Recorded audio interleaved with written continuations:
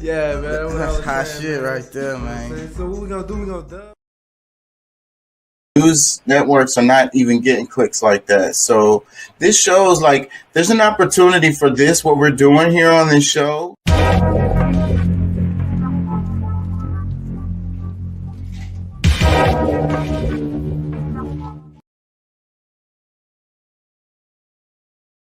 Look up something in back check, kind of like cross reference.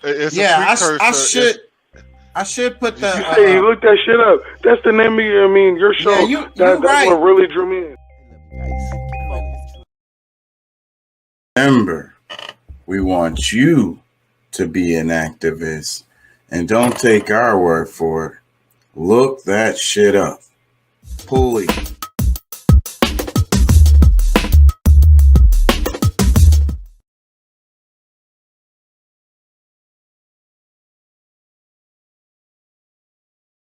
And hope I don't get in trouble for playing that last video. I probably shouldn't have played that shit. I'm always testing the damn waters, bro. That shit gonna get me. You are now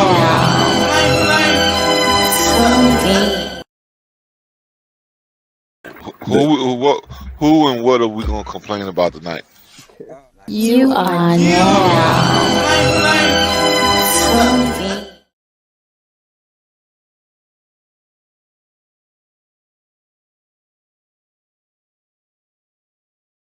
We're gonna take a little break right now when we come back. We're gonna take a little break right now when we take a little break right now when we come back. We're gonna take a little break right now when we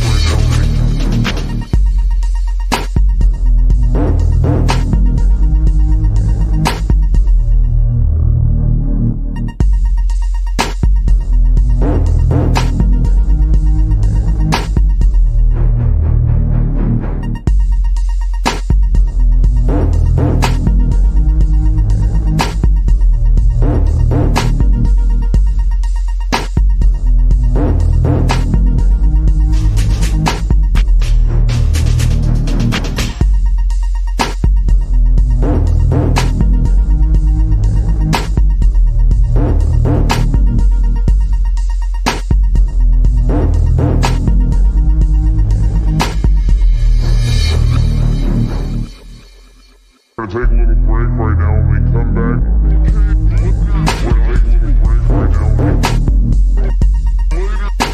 little break right now when we come back.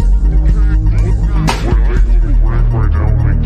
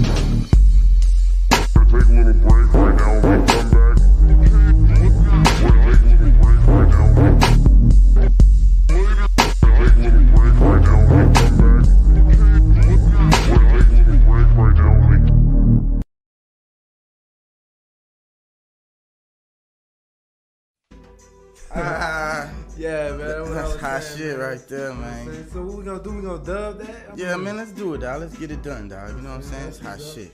Hey, say y'all load that down right quick, bro.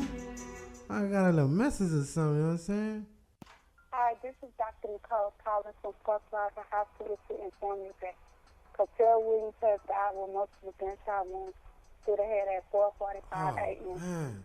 For further information, you can contact the hospital at 713-225-8618. Man, these niggas fucked up.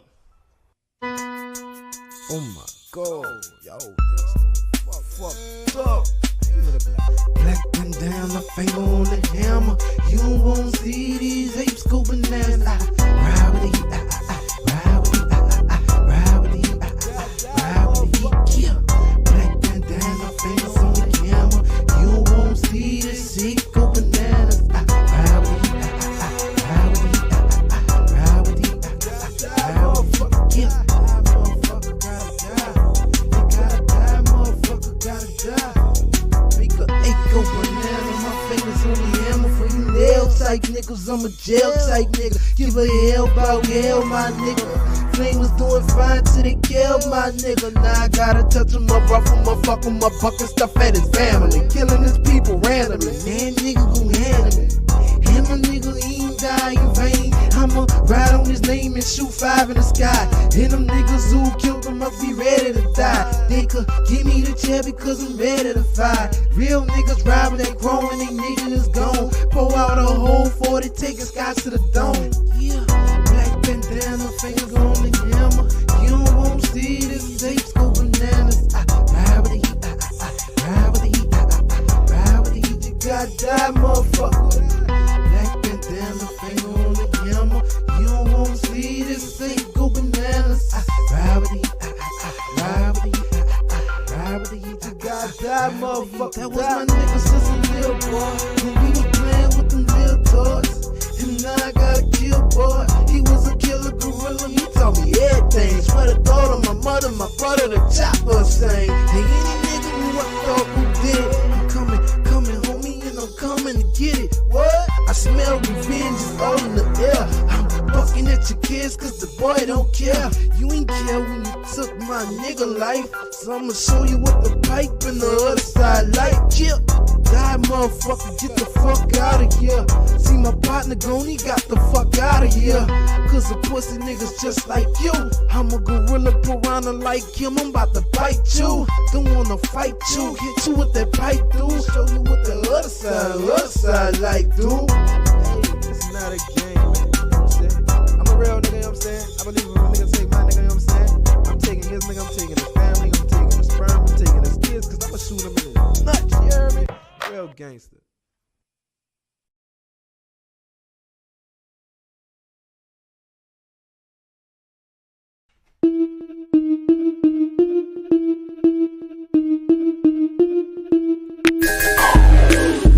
Remind me my drink.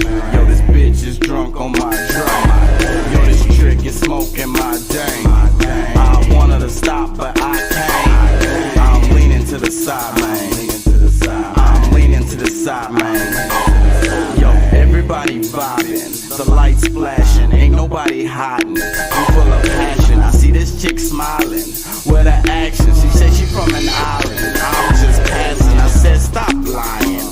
Started laughing, girl, what you drinking? I'm on that captain, now we on pink panties with a napkin. I got a blunt dipped in brandy that we passing. Now we leaning to the side in the bass bang.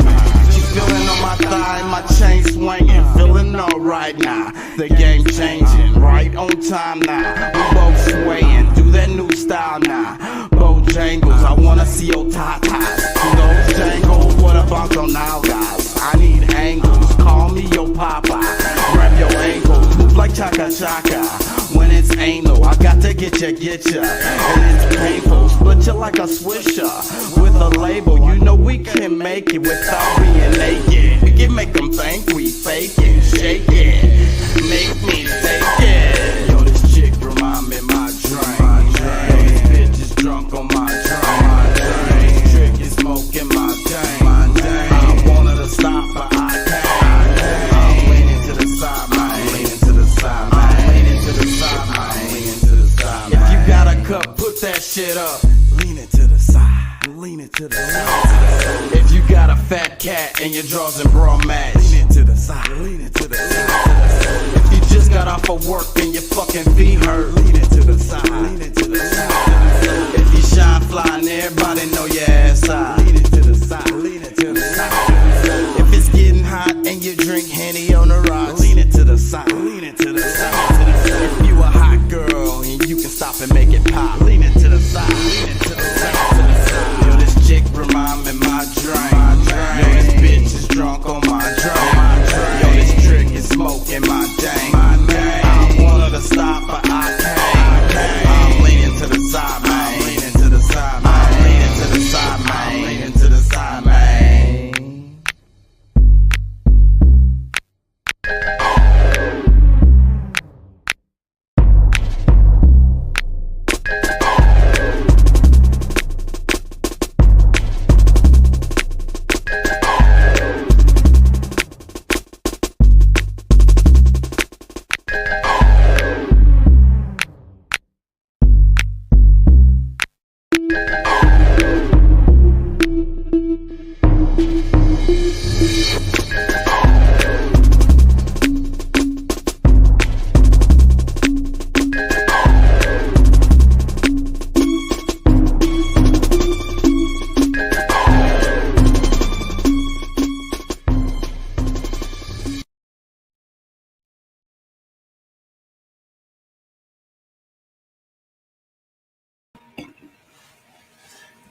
Hey, how y'all doing out there? How you feel?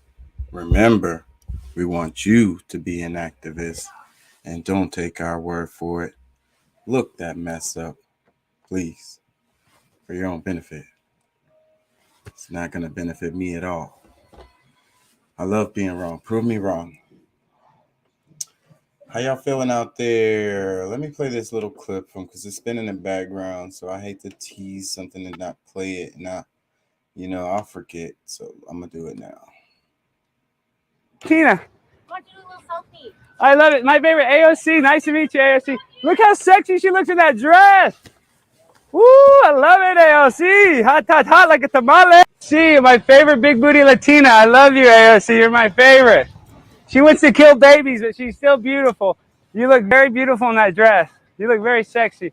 Look at that booty on AOC. That's my favorite big booty Latina.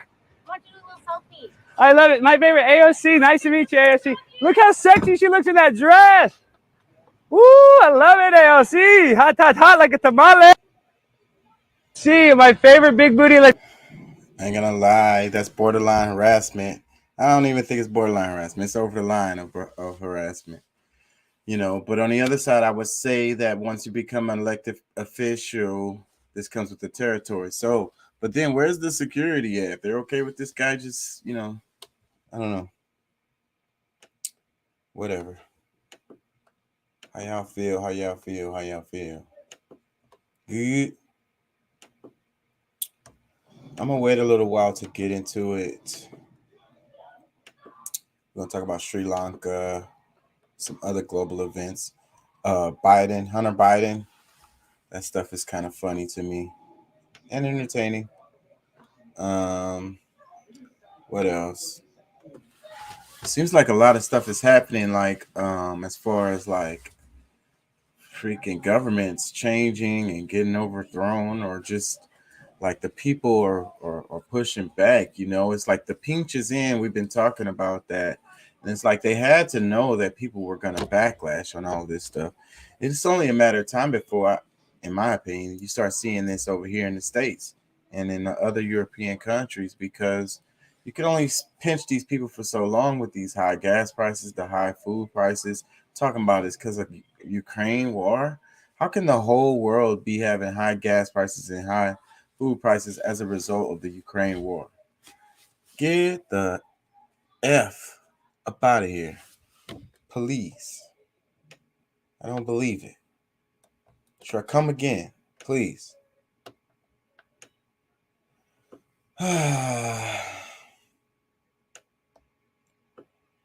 Crazy world we live in. That's all I can say. Banned from TikTok.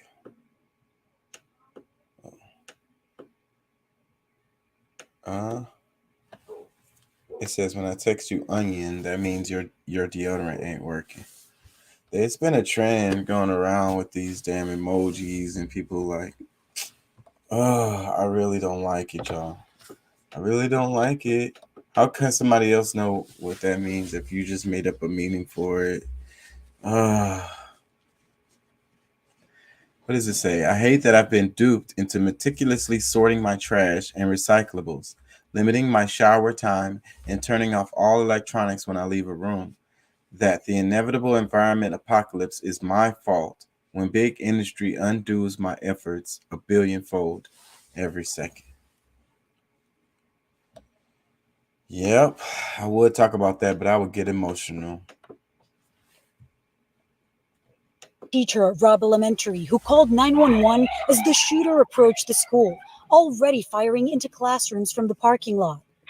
Then at 11:33 a.m., he's seen walking through the hallway carrying an assault weapon. He stops at rooms 111 and 112 and starts firing. At least 11 officers arrived within 3 minutes. Some approached the classroom. They were shot at and retreated. That's when the waiting began.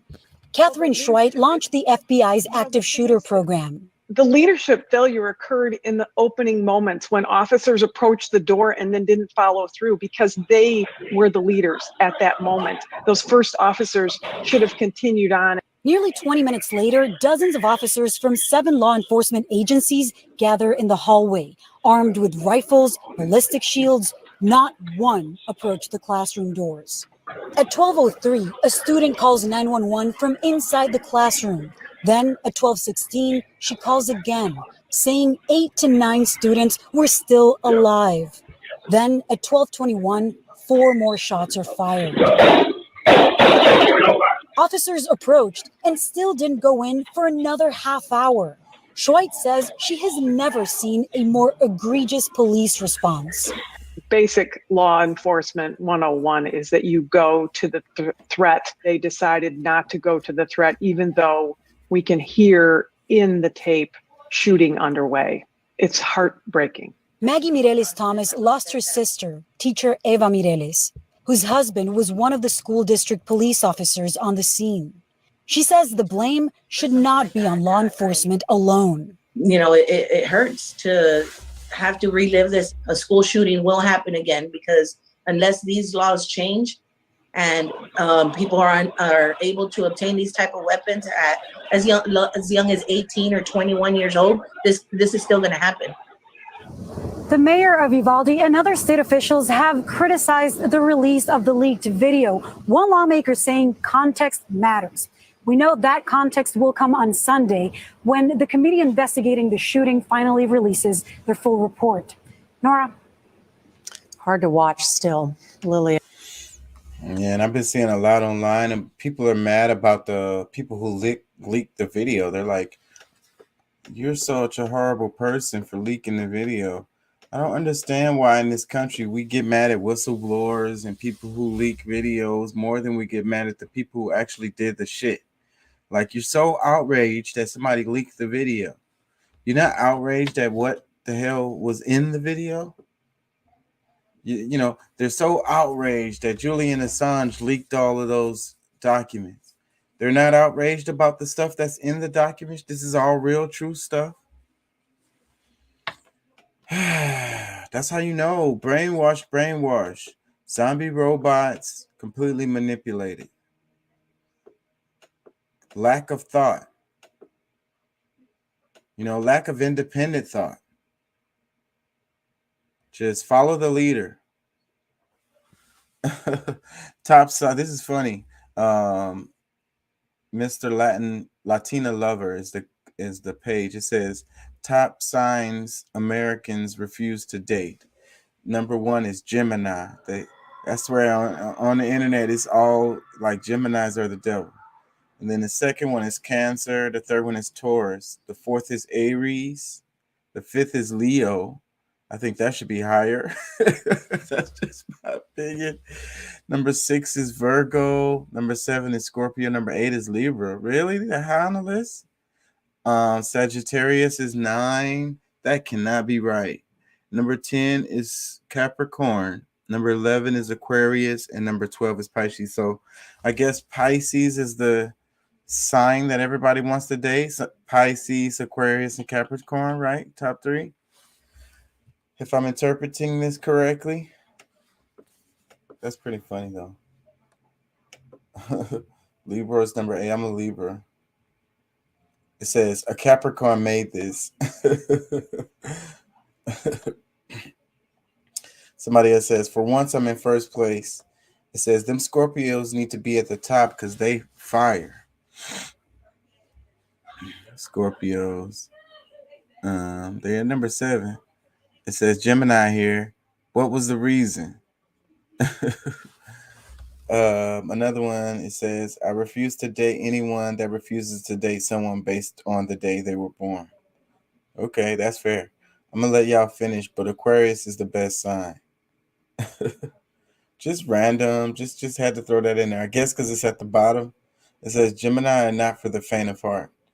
It's probably something to that. It says, good, I don't care for gringos. How does that relate? Well, damn, that explains a lot. I'm an Aries. Can someone tell me why? I mean, I have no trouble, but just curious.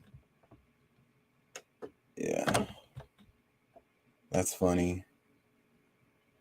That magazine was going out since 1968, really?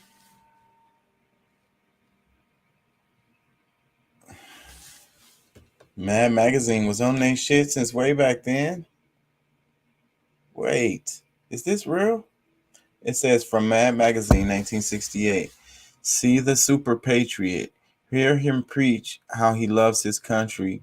Hear him preach how he hates liberals and moderates and intellectuals and activists and pacifists and minority groups and aliens and unions and teenagers and the very rich and the very poor and people with foreign sounding names. Now you know what a super patriot is. He's someone who loves his country while hating 93% of the people who live in it. That was Mad Magazine. Is that real?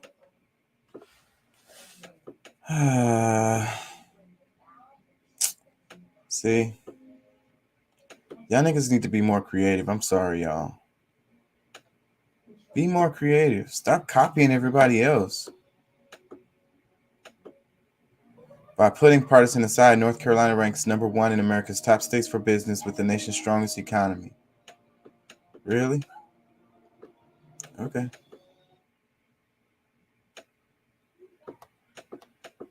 I'm gonna bullshit around a little while before I start getting to it because I want to wait. I'm a little bit early today and I want to give people time to get in here.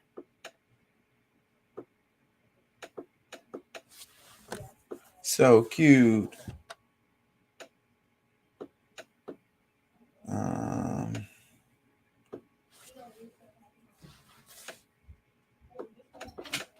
Spain taxes banks and energy companies to make trains free. America would never do that. It says Spain's socialist prime minister. Oh, look, that's how it starts off. Spain's socialist prime minister, Pedro Sanchez, says new windfall taxes on banks and energy companies in the country will be used to fund free train travel for 4 months, enhance youth scholarships, and to help build 12,000 new homes. Short and mid-distance trains will be free between September and December. An additional €100 will be given to 1 million scholarship holders at schools and universities, and 12,000 homes will be built in Madrid, Sanchez announced on Tuesday. The new measures are designed to counteract the impact of the cost of living crisis. Countries around the world are experiencing high inflation and rising energy and food prices, a situation exacerbated by the war in Ukraine. I'm going to work myself to the bone to defend the working class of this country, Sanchez said. The taxes are anticipated to bring in €7 billion in 2023 and 2024 after Spain's inflation rate hit 10.2% in June, its highest level in 37 years. Stocks for Spanish banks have fallen sharply as a result. I bet you they'll still survive. It says sources from the Ministry of Labor told the newspaper El País that they believe this move will lead to over 75 million free train journeys. And people just hate that. They riding the train for free. I hate that. Hate. Why they don't just get a car? Gosh, everyone has a car. Just get a car. I hate that you get to ride the train for free. You're a lazy bum. I just hate it. It says COVID hospitalizations double in Houston as new variant spreads, TMC data shows. Can I play this without getting in trouble? All the time you're complaining. No, I'm not going to risk it. I'm sure it wasn't that profound anyway. See, when I text you, that means your veneer's too big. Like,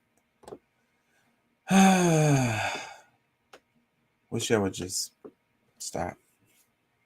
It says Morocco to enjoy full view of supermoon tonight, largest in 2022.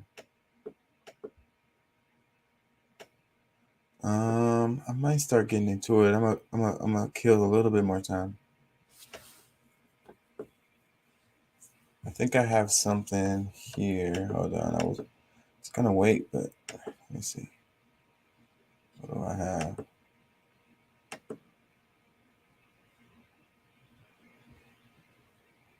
For one main purpose, procreation.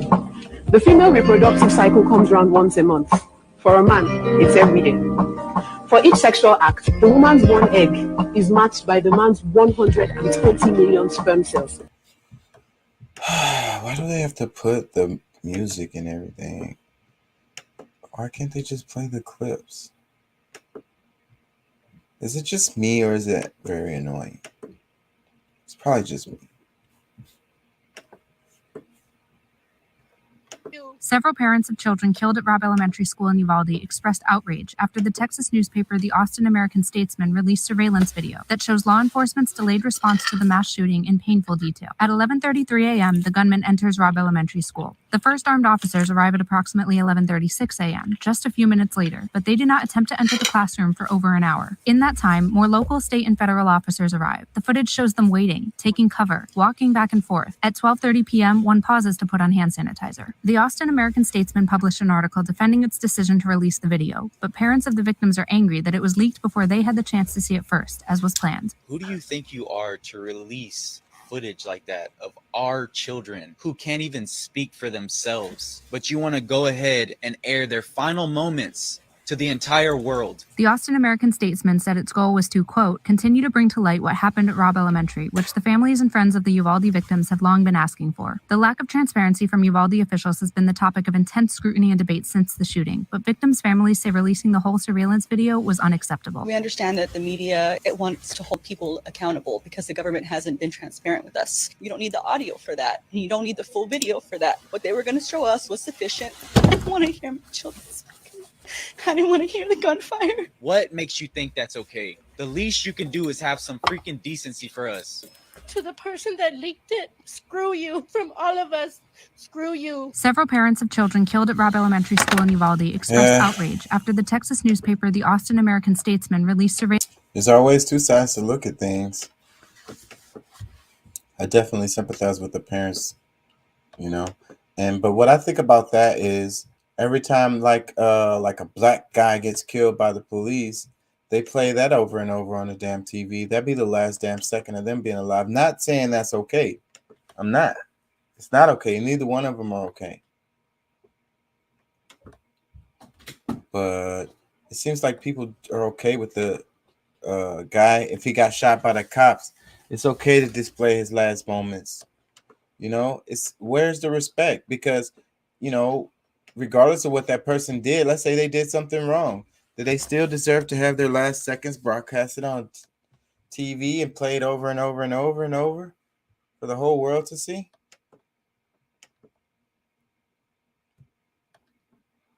On the 31st of August, y'all gotta be out. How can you put us out within 2 months? It's a notice of termination. Residents living at the Forest at Columbia Apartments in South DeKalb say they weren't prepared for. Everybody out here is not gonna find somewhere to live in 2 months. Tuesday night, every single resident living at this complex, including families, was slapped with this notice. You can't just put us out our homes. We have children.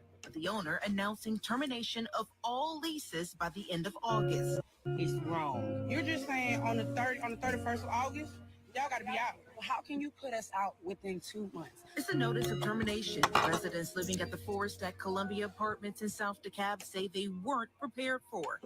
It's pretty sad. But a lot of that is going on, and everybody is just acting like they don't care. It's like, as long as it don't affect me. And then a lot of people are saying, just go buy a house and all of this. The real estate market is a mess.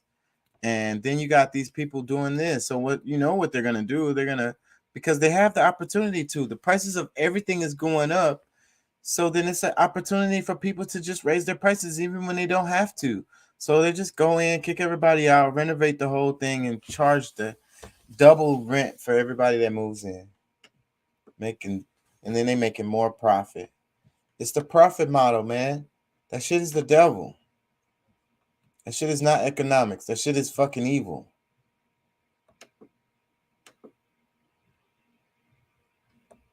Thing for us to be financially strapped. We want to be financially free. For one man to own downtown, isn't that embarrassing? For one man in a black city to own the majority of the city and nobody said anything? One white man. One white man. But you're talking about Dan Gilbert, correct? Dan Gilbert, listen, look, we're talking about Dan Gilbert, yes. Now, this is the most embarrassing thing for us to be financially strapped. We want to be financially free. For one man to own downtown, isn't that embarrassing? For one man in a black city to own the majority of the city and nobody said anything? One white man. One white. It says, I'll be there. Da, da, da. Okay, that's Dr. Boyce. He's doing his ad, so I need to do his ad for him. He's doing quite fine without my help. Dr. Boyce. Let me see. I haven't looked at Twitter in a while on here because I'll be scared. I don't know what's up with my screen. I don't feel like messing with it. It stresses me out and takes my damn attention off on what I'm doing. Anyways, yeah, I'd be scared to scroll Twitter. I got some stuff on here. I don't know. I shared it somewhere. I don't know where the hell I shared the shit. HPD investigating skeletal remains found in a custom backyard barbecue pit in southeast Houston. Sergeant William Dunn says they were discovered by someone working in the area who called 911. It appears to be a full adult skeleton. The family who lives here is being questioned. What are y'all doing, bro? Why y'all got skeletons in your barbecue, bro? What's going on?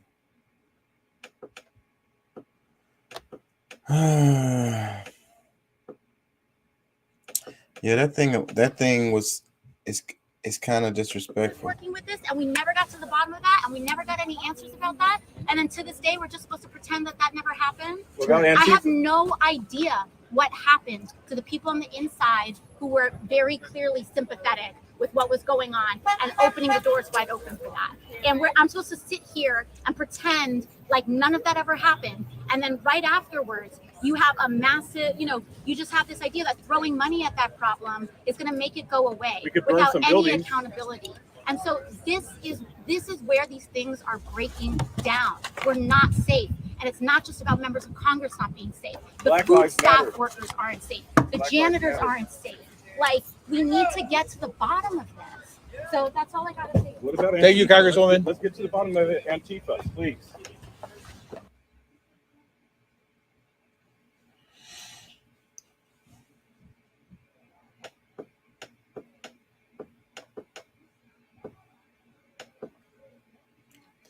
The moon is set to light up the night sky.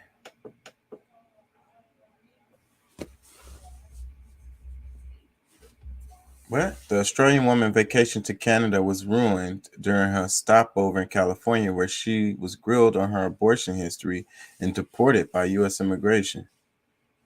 I didn't even think about the freaking immigration part of this whole abortion thing. So, because people are going to be traveling to get abortions, so then law enforcement can be looking for people in airports and like questioning them and trying to figure out if they're going to somewhere to go try to have an abortion. Wow. What kind of world are we living in? Do y'all see this? So just a whole nother screening at the damn airport. Make you walk through the thing, and then they see if there's a fetus in there. Like, everybody with fetuses got to go stand in this line so we can ask y'all some more questions. Because you might be planning on going somewhere to get an abortion.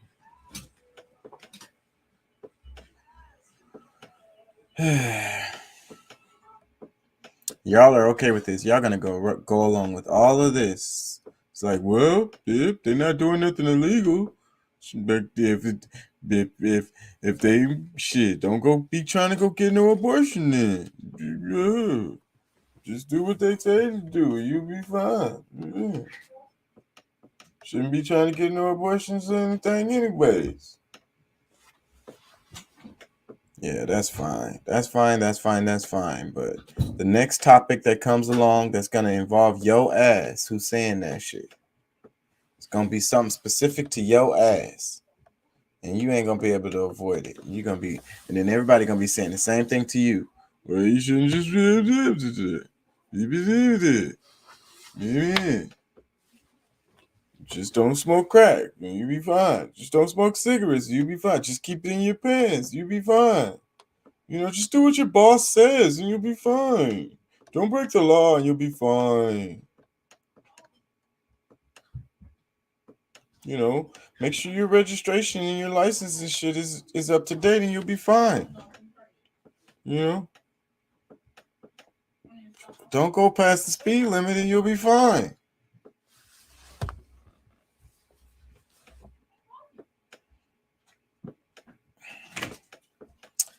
The land of the free. Free to do what? Free to follow orders. Free to do whatever your boss tells you to do. Free to pay plenty of taxes that don't benefit you in no kind of way. You're free to get preyed on by a predatory system. Carry on. Information to share, so just dark. Yeah, and that's against the backdrop of their code of ethics, which also includes we use confidential sources, sole sources as the sole basis for published information only as a last resort and under specific procedures that best serve the public's right to know. Well, that goes to what you were saying, where they have deemed that the public's right to know is folded in with their agenda. Take it from me, because my wheelhouse was criminal law as an attorney. There's no shortage of 10-year-old rape victims. There's victims from infants through the elderly, both genders. There is more than you can count. There are so many monsters out there. So for me, what I find so deeply offensive is that they had to make up a fake one.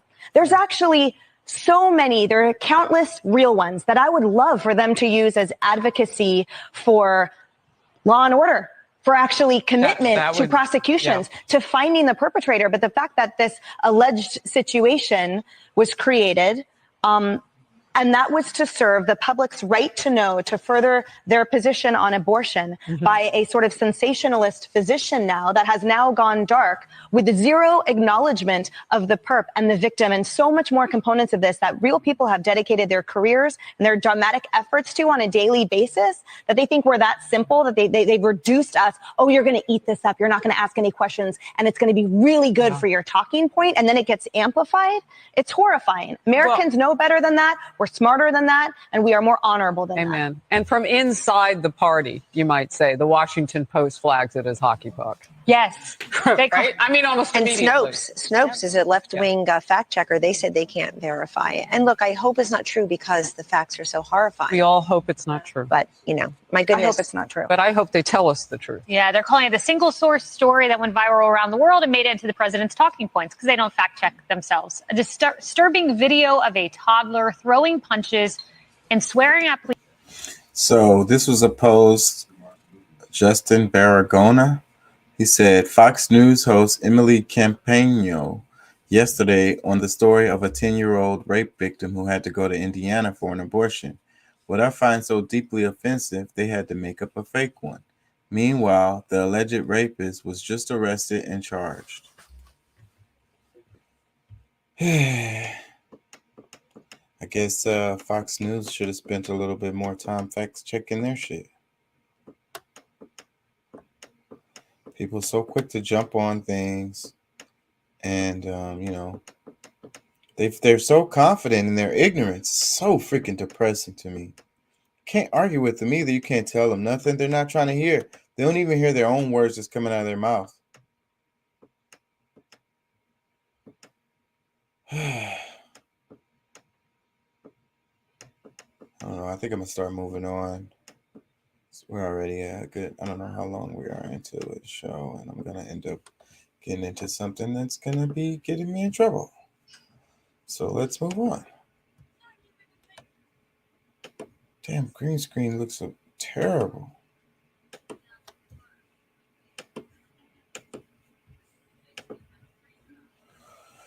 Okay. Give me a second.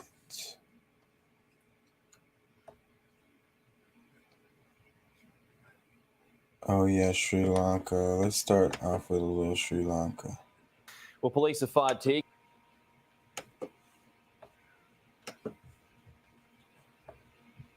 Well, police have fired tear gas at protesters marching outside Sri Lanka's parliament as the country's economic crisis deepens. Recent demonstrations have forced the president to flee to the Maldives. The country's prime minister has become acting president despite calls from protesters for him to stand down. Police versus the people on the streets of Colombo.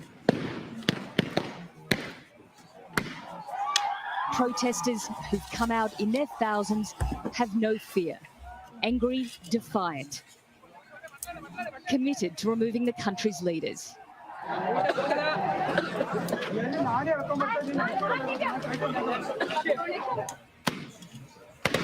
Latest show of rage against the people they blame for creating Sri Lanka's economic nightmare.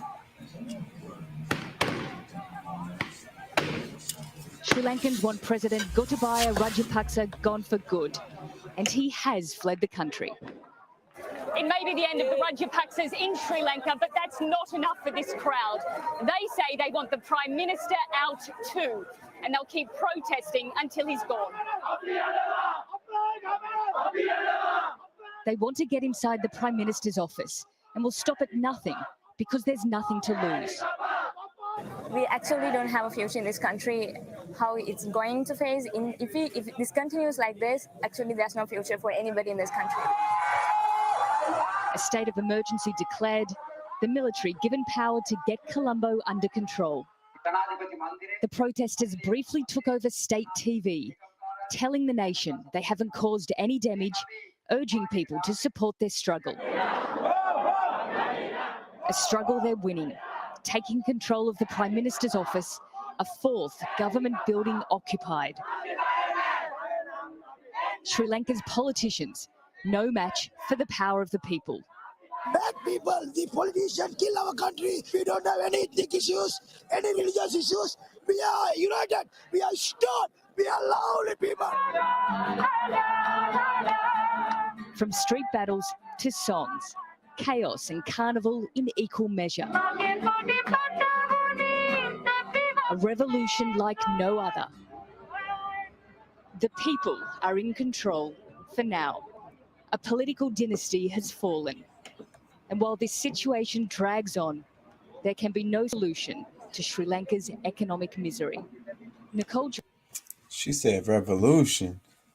The dude, they took over the state TV. They was like, man, we ain't hurt nobody. You know, we all stand together. We all one people.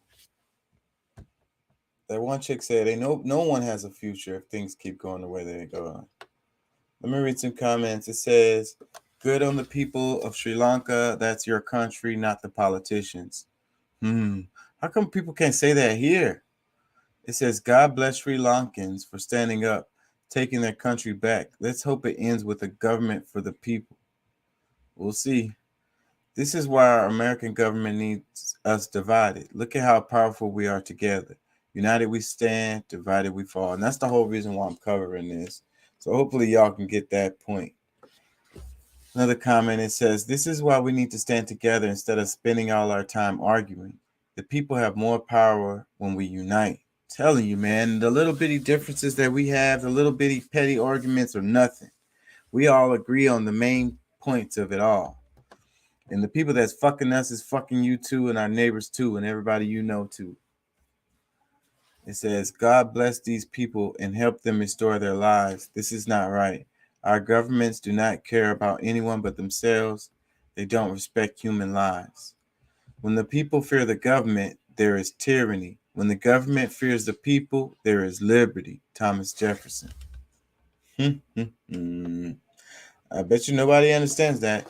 Keep striking fear into the government, people of Sri Lanka. Governments around the world need to remember this. Fair play to the Sri Lankan people. This needs to happen in 95% of countries worldwide. Imagine being an American that has to watch Sky News in order to get accurate and unbiased news regarding America. Thank you, Sky News, for our accurate reporting on all things important. I'm telling you, the only place you can get good information about the United States is from outside the United States.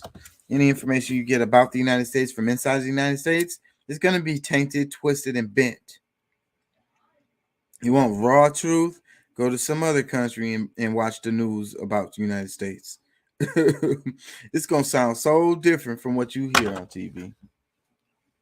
Y'all don't believe it. Y'all still believe the United States is the greatest country in the world. We're the good guys. It says, "That's the key, courage and unwavering principles. A patriot must always be ready to defend his country against the government." Edward Abbey. People of the world are one against tyranny. We need more of this across the world. I agree. That's why I wanted to cover this. I have lots and lots of stuff on this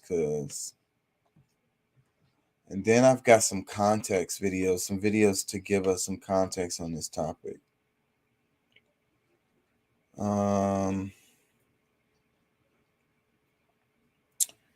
Okay, well, let's go around the world and then work our way back to Sri Lanka. How about that?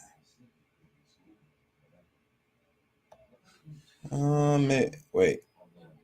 I like when they show the freaking ones where the dudes were on they were in the swimming pool, they was in the gym. That stuff was so funny. It's so satisfying to see regular people up in like the presidential palace riding bikes and swimming and shit. I like it.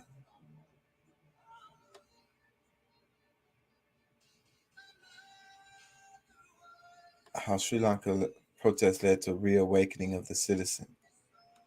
Is that the one I wanted to watch?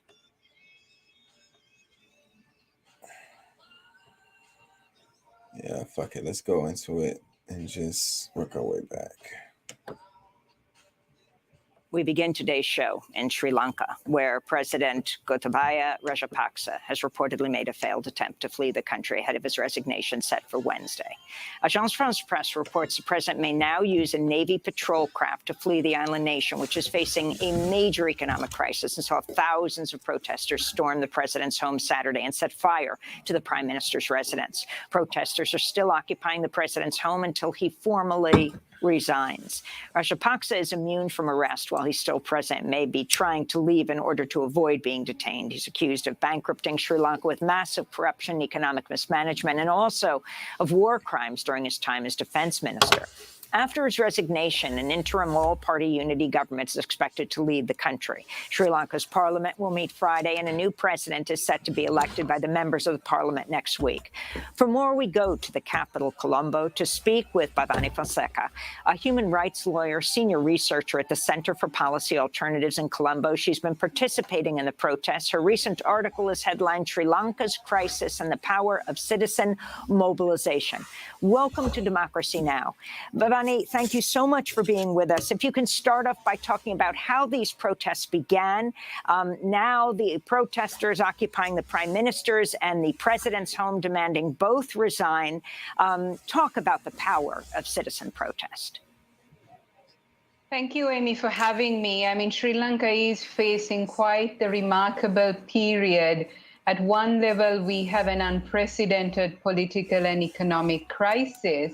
But at another, we've seen citizens peacefully protesting for months, asking for change, a change in political culture, a change in the political leadership, and basically political accountability. So there is a real reawakening of the citizen, and it's quite remarkable to see the numbers that have come out to the streets, peacefully protesting over the months. But what was even more remarkable was the numbers that came out on Saturday, on the 9th of July. And this was in a context where many don't have fuel to travel. So many walked for hours to get to the protest site, and they occupied the protest site. And unlike the other days of protest, they were able to enter the presidential secretariat, the presidential palace, and the official residence of the prime minister. And they are now occupying these spaces till the president resigns and the prime minister resigns. But so it's quite dynamic and fluid days in Sri Lanka, but it's all centered in this backdrop of citizens' mobilization and the power of the people to bring in change. And Bhavani Fonseca, if you could talk a little bit about the roots of the crisis. There's a lot of international press coverage of what's happening now, but there has been little attention to how the crisis evolved, and especially in terms of whatever financial debt the country owes to outsiders. There was an International Monetary Fund group that visited the country at the end of June. Yes, so Sri Lanka is in heavy debt, and that goes back, it predates this government, the government of Gotabaya Rajapaksa.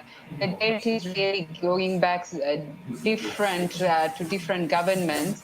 And the debt has got to a point where now Sri Lanka is facing bankruptcy. And they announced a default a couple of months ago. So it really, there's massive debt, but also it's related to the mismanagement of this government. Now, in 2019 onwards, after Gotabaya Rajapaksa took office, there's been several policy decisions that led to this present crisis. One was the tax cuts in 2019 that significantly impacted the revenue of the government. In 2021, there was an overnight ban on chemical fertilizer, which has impacted the agriculture sector and food security. And of course, we had challenges with the COVID, the pandemic, but also more recently with the Ukraine-Russian war. So those have also impacted, but largely it's been domestic policies and mismanagement of this government, which has led to an economic crisis. And now we are facing also a political crisis and political instability. So all this has resulted in a situation where many in Sri Lanka are facing severe hardships, getting essential items, long power cuts, long queues to get fuel. I mean, we are at the moment having long queues that where people have to stay for days, 3-4 days just to get some petrol and diesel. So that is the hardship that faced by many people, and it's impacted most in Sri Lanka. And it has resulted in extreme anger and frustration among the people. So the public mobilization demanding for accountability, demanding for change, stems from this economic crisis and the mismanagement. But now it's become a political crisis as well. So it's a combined situation in Sri Lanka. And now it's also, there is a situation where we're seeing an unfolding humanitarian crisis. So multiple challenges on the ground. Now, both the president and the prime minister have said they will resign, but they have not yet done so. How do you see events unfolding over the next few days? And who is most likely to run a caretaker government? So this is a very worrying dynamic. You know, you would think with all the people peacefully protesting and all the developments over the last few days, but over the last few months, really, that the message would be, it would be clear that they're asking for the resignation of the president and they're asking for the resignation of the prime minister. Now, I would have thought any government would have heard this message and resigned immediately. But we are at a situation where the president has said he will resign tomorrow. Bhavani Fonseca, I'm looking at an article by Reuters, how a band of activists helped bring down Sri Lanka's government. It says, in June, a few dozen activists started meeting regularly at a seaside tented camp in Colombo for hours-long sessions to think up ways to revive Sri Lanka's flagging protest movement. The group, which included a Catholic priest, a digital strategist, and a popular playwright, succeeded beyond their wildest hopes. Within weeks, hundreds of thousands of people descended on Colombo after initially clashing with police. Protesters occupied key government buildings and residences, forcing President Gotabaya Rajapaksa and his prime minister to promise to step down. So what is your assessment? Would you agree this band of activists, the Catholic priest, digital strategist, popular playwright, gathering together, and soon hundreds of thousands of people are now occupying the prime minister and president's residence and demanding they resign? Well, it's quite remarkable what we're seeing, different sectors, communities coming together. I mean, this we have not seen in Sri Lanka's past, and Sri Lanka has a rich history of protest. But this kind of mobilization is quite unique. And the fact that the protests have been there for now several months, this is not something that just happened in the last couple of days, but over the months, people have persistently come out and largely peacefully coming out and demanding for change. So that's quite something. And the result is, in May, we had the then Prime Minister resigning. In April, we had the cabinet resigning. So we saw results. But we also have seen the president holding on to office despite all the protests, despite the clear message for him to go home. So now with the announcement that the president is going to leave on Wednesday the 13th, we hope that he keeps to his word, because if he doesn't leave, there will be further instability. But his resignation alone is not going to satisfy the protesters and the people of Sri Lanka. They are asking for the resignation of the prime minister as well, and that there is a new caretaker government that happens. And we need to also think of next steps. A caretaker government can serve a particular time period, but considering the crisis and considering the demands of the people, that there has to be a change, we need to look to general elections as soon as the environment is conducive to have elections. So a lot of things are on the table. A lot of things I hope can move forward in terms of addressing the present crisis and ensuring there is stability. She was kind of soft on the topic. Let me read some comments. It says, this is the caption underneath the video. It says, thousands of protesters in Sri Lanka have stormed the homes of the president and prime minister and are refusing to leave until the president officially resigns, as he faces accusations of corruption that bankrupted the country and led to a massive economic crisis. President Gotabaya Rajapaksa is set to formally sit down Wednesday and has reportedly retired to flee the country. tried to free the country. We go to the capital, Colombo, to speak with Bhavana Fonseca, a human rights lawyer and senior researcher at the Center for Policy Alternatives, who has been participating in the protest. She describes the months of peaceful protests that led to this moment, considering the crisis and considering the demands of the people that there has to be a change. We need to look to general elections as soon as the environment is conducive, notes Fonseca. Why didn't they freaking interview somebody that was on the ground? I mean, I know that, Democracy Now! Can't send somebody over there to Sri Lanka to interview someone, but I'm sure they could get somebody on the line, bruh. Can somebody get on a Zoom call or something? Like, call them people right there on the street and talk to them. That's what be killing me about our media. We get to hear from a pundit. Like, is she the expert on what's going on over there? I want to hear from the people down there, right there on the freaking street. Wait, before I read these comments, let me go to the Google Maps because a visual representation of this will help. And I think that our geography sucks, most of us. So this helps me too. So, but you know what? Okay, we're off the bottom coast of India here. They call it the South China Sea. What do they call it? So it makes me think of Madagascar. Because like right off the coast of Africa, you got Madagascar, big old chunk right there. And so that's what Sri Lanka is over here for India. It's like a big chunk off the bottom of it. So Colombo, that's the city that they were talking about. So it's really not that far from India. I don't know what this is. This looks like this might be a road that goes across. I wouldn't be surprised. They have way better shit in other countries than we have. So couldn't imagine how that would work though. That's a long ass way, but how the hell do you have a road that goes right? What does it say? Yeah, it's got to be a bridge. Let's look at it.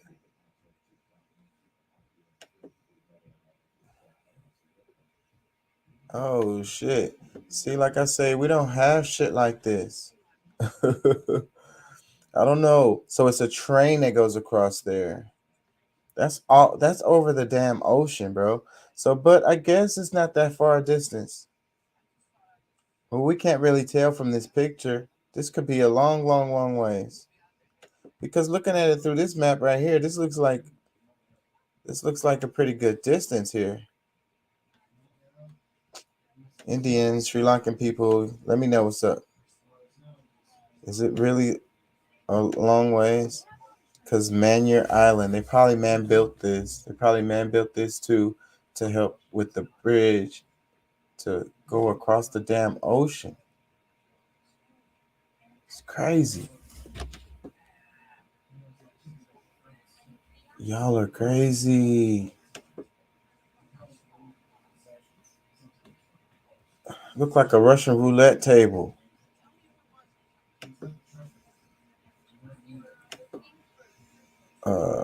I think that's what you call it. Can you throw the ball on there? Anyways, y'all, let me go back. I'm getting lost in the maps. Let's leave from maps and go back to the comments.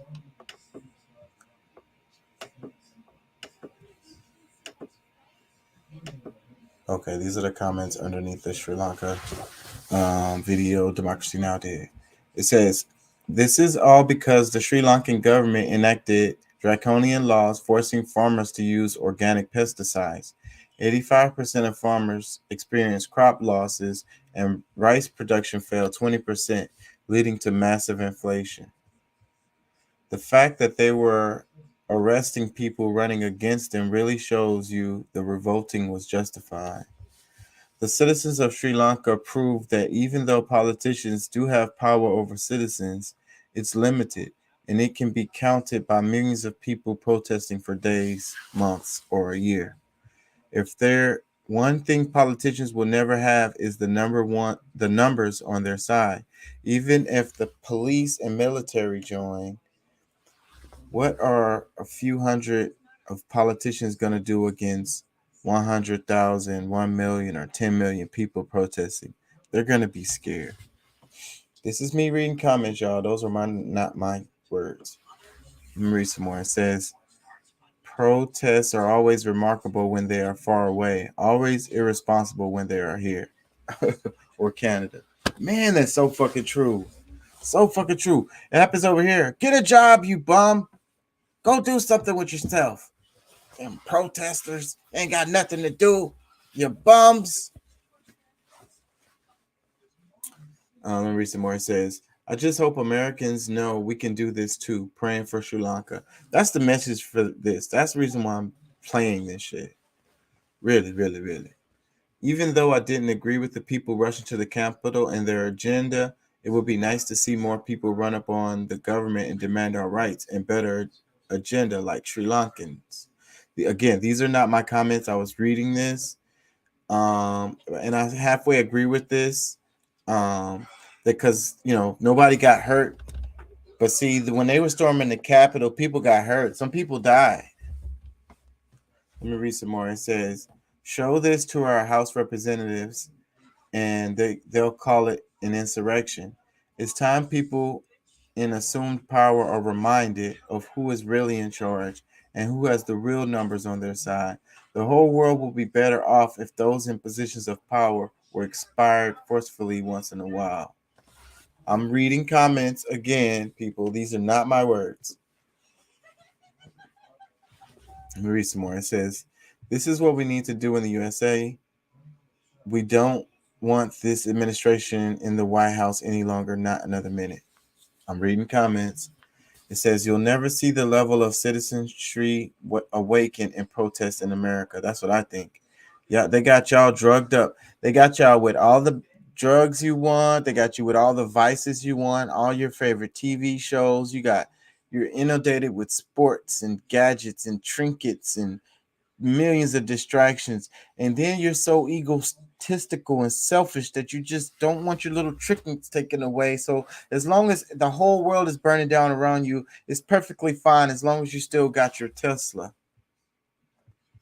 Let me read some more. It says, glory be to them. God bless the citizenry standing up to arbitrary powers. If only the United States had enough heart to do the same. It says, Rajapakshas and other politicians destroyed this miracle. Sri Lankans are very strong. We can recover this situation soon. Who knows what's going to happen? I'm afraid that the whole thing will just turn around on their ass. That's what happens a lot of times in these kind of situations, too. What's up, Pat? Not a whole bunch, man. Big chillin'. Chilling. Had you heard about any of the Sri Yeah, Lanka stuff? Huh? Had you heard about any of the Sri Lanka stuff? No. That shit was all over the news. Huh? That shit was all over the news. That's what I'm talking about right now. What's going on in Sri Lanka. And they basically overthrew the president and they want the prime minister to go. The prime minister is acting lead right now, but they said the president and the prime minister must go, period. And so they still occupying and basically that's what has happened. It's because nobody got hurt or whatever supposedly, and it was so many people. They basically stormed the Capitol and went in there, got in the pool and got on the exercise machines and everything. It was like, yeah, we're gonna be up in here till you leave, buddy. So he left. I want to say like earlier today. Huh? Ain't that some shit? Yeah, and the reason why No, I didn't hear. I didn't hear about it. I've been. My mind's been on a few different places. Working. I'm hustling. Yeah. Yeah. But well, I mean, I don't know. The whole story behind it because I mean, I don't know. I'm gonna play It some is. I more get. then so It you can't can be get. much different. Yeah, it can't be much different from some of these other things that's been going on, or even to what we see right here in America. So Yeah, and that's the reason why I'm covering it, because it's pretty much like the same story, really. And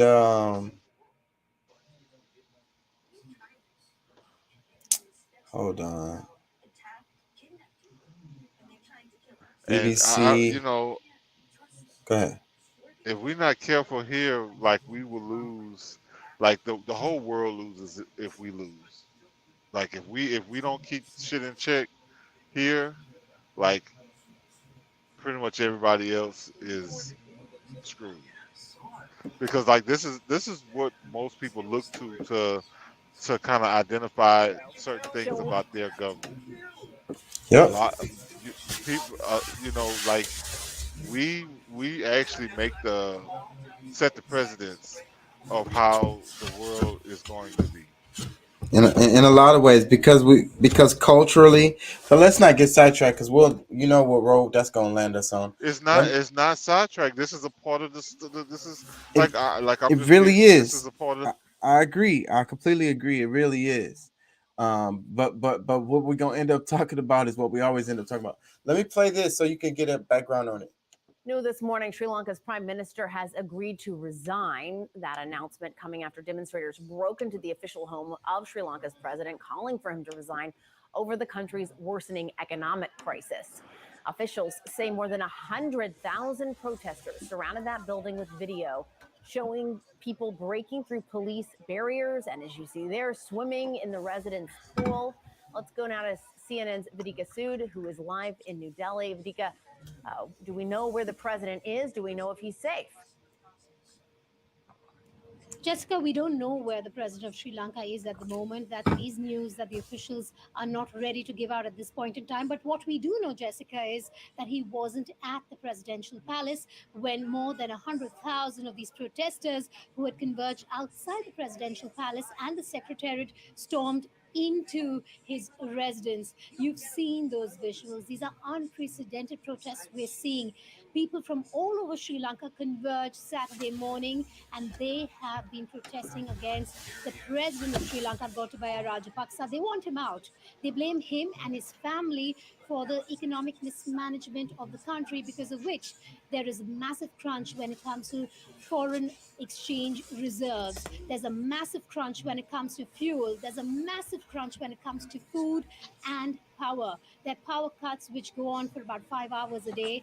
There have been these serpentine lines of people standing just for a few liters of fuel that hasn't been coming their way, because that is now limited just for essential services. We do know over a dozen people have died over the last few months waiting in those lines for fuel.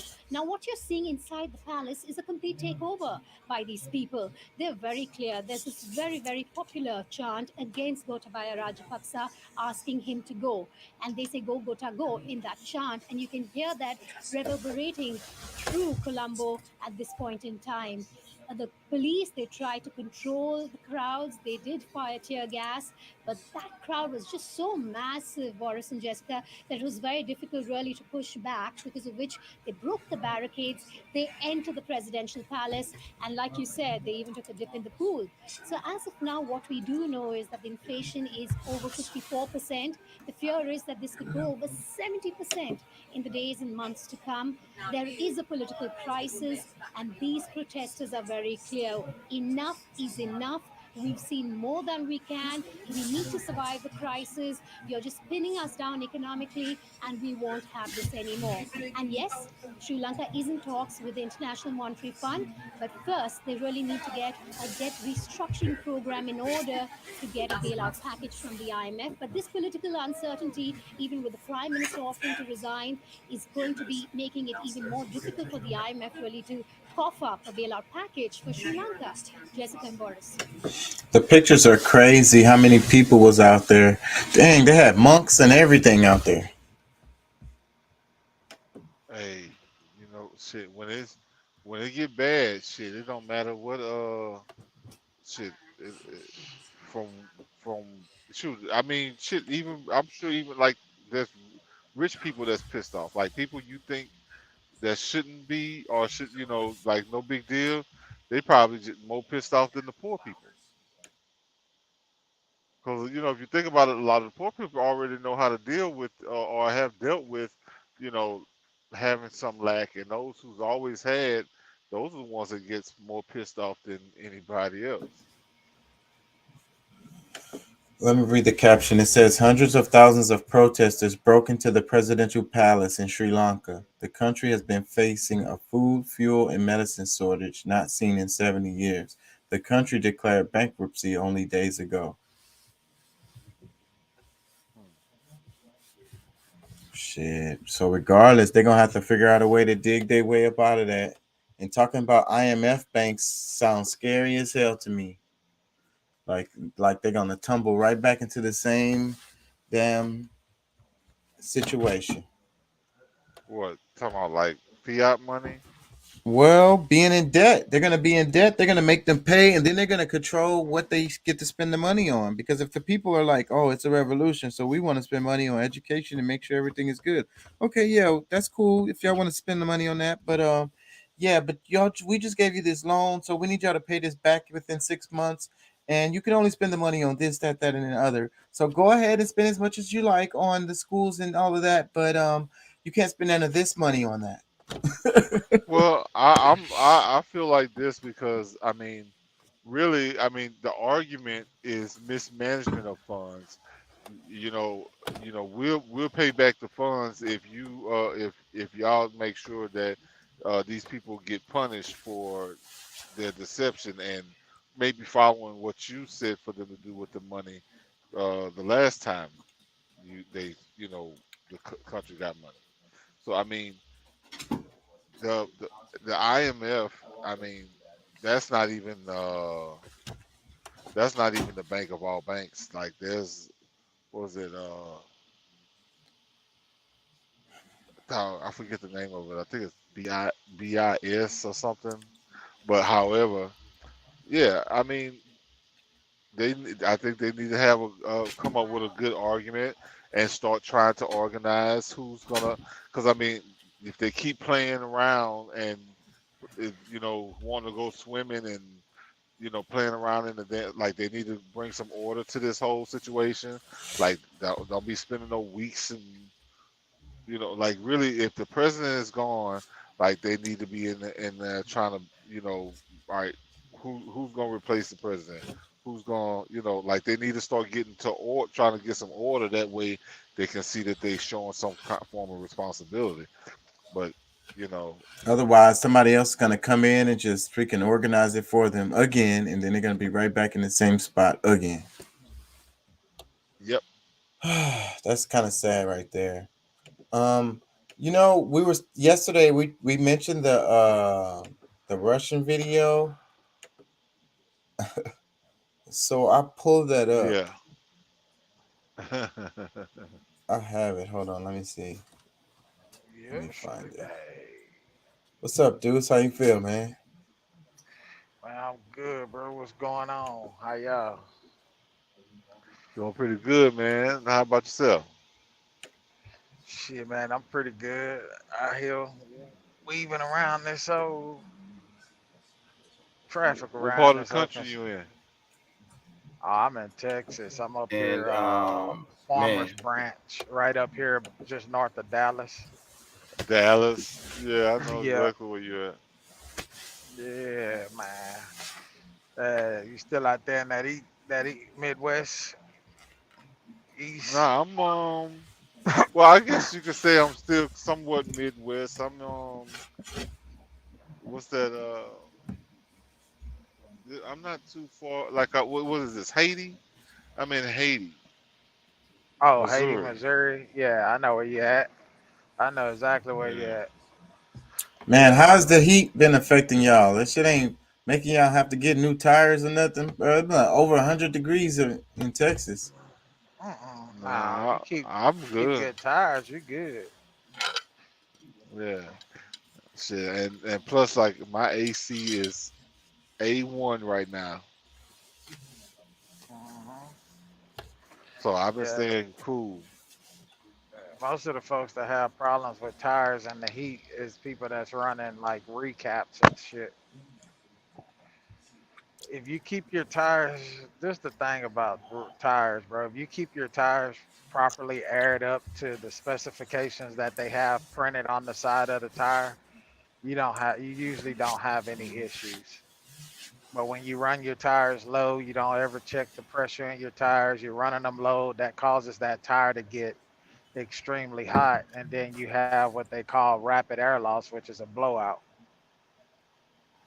Yeah. If you keep it aired up to spec, the tires stay cool like it's supposed to. It'll maintain the temperature that it's rated for, and it won't overheat and blow out on you.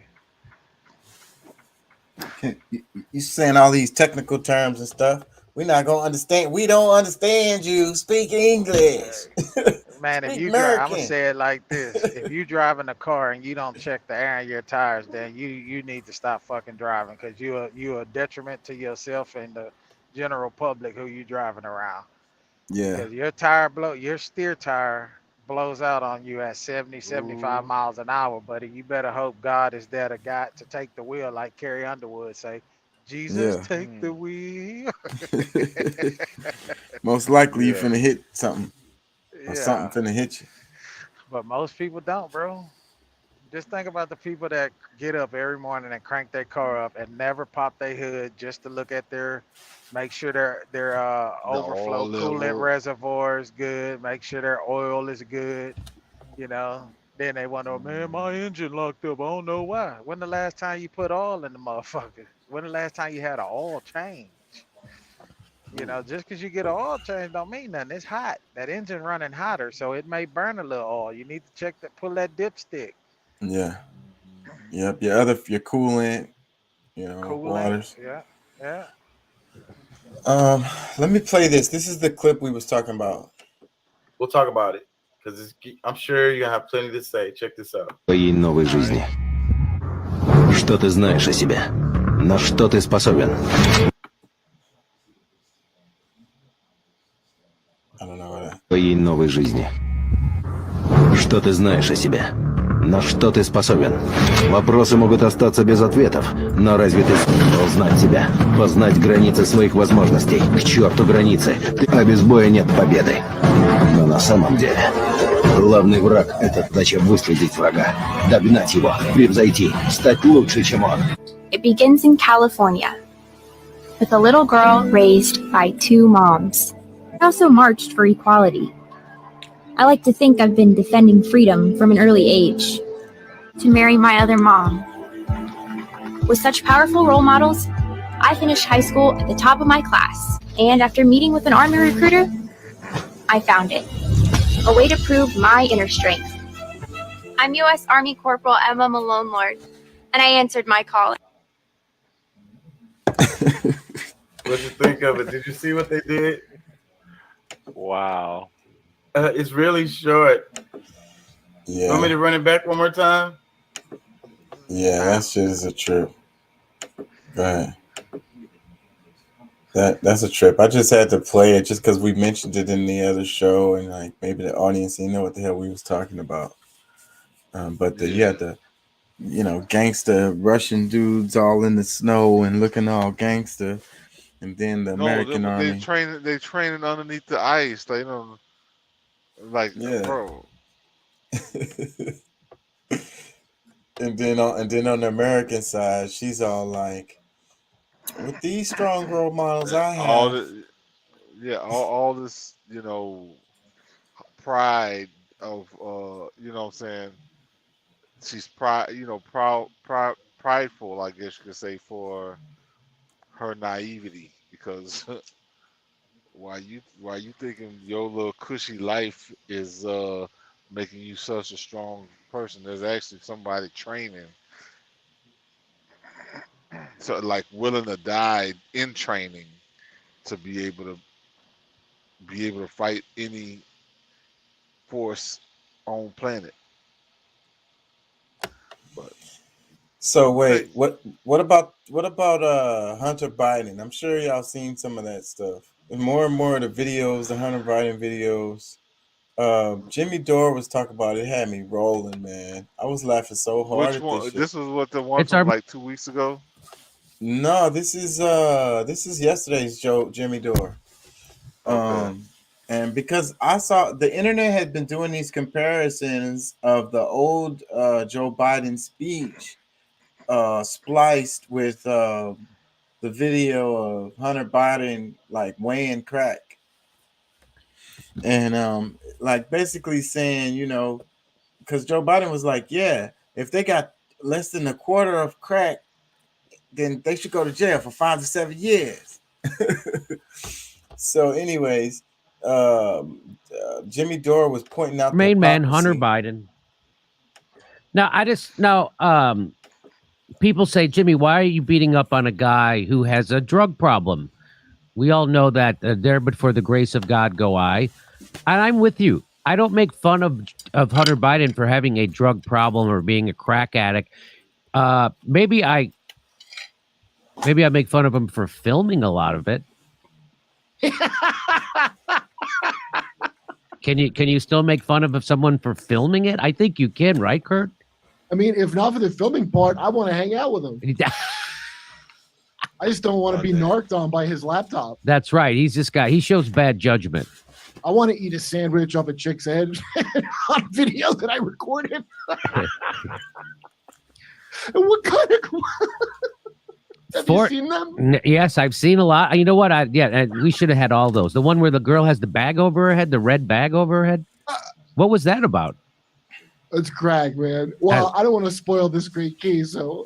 Well, anyway, 4chan explodes after user allegedly cracks Hunter Biden's iCloud.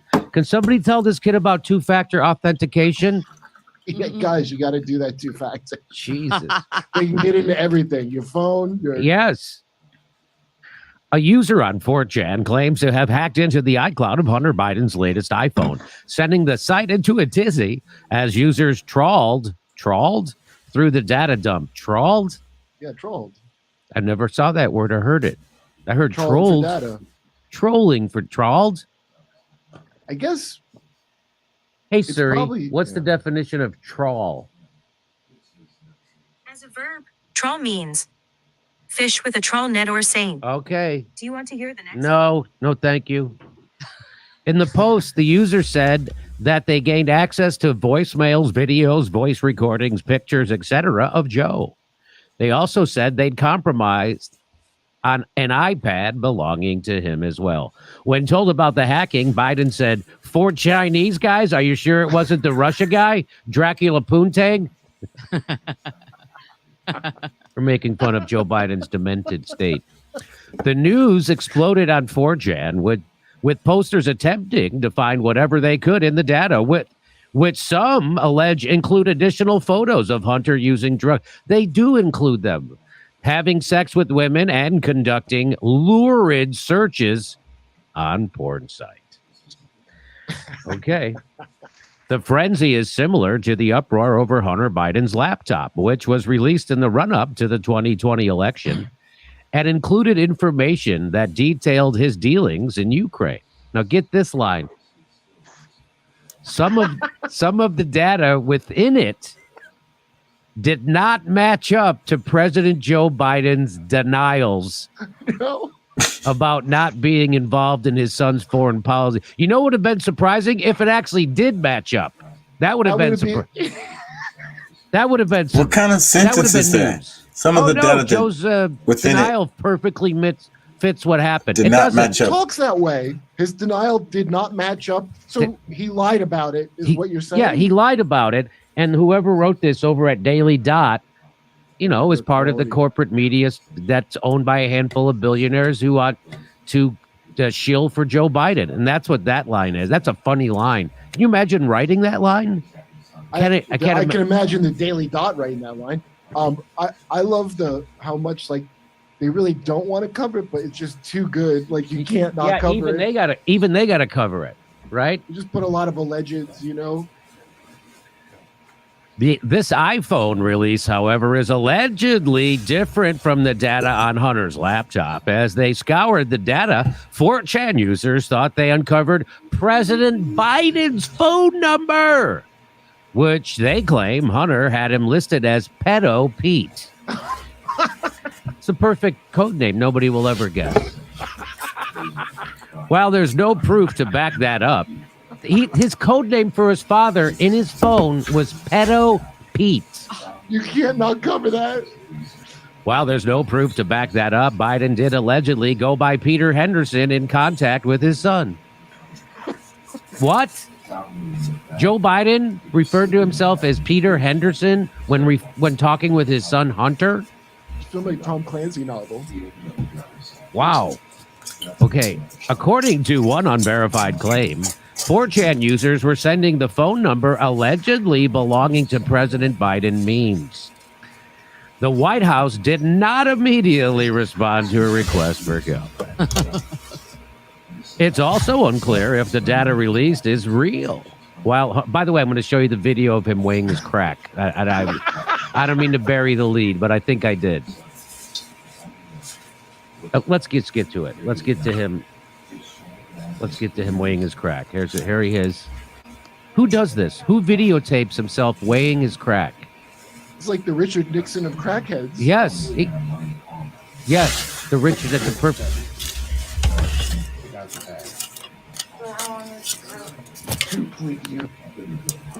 There you go. His crumpled up cheetah panties on the floor. Yes. Those aren't the girls. Those are his. Yes. Yes. Oh, wait a minute. Yes.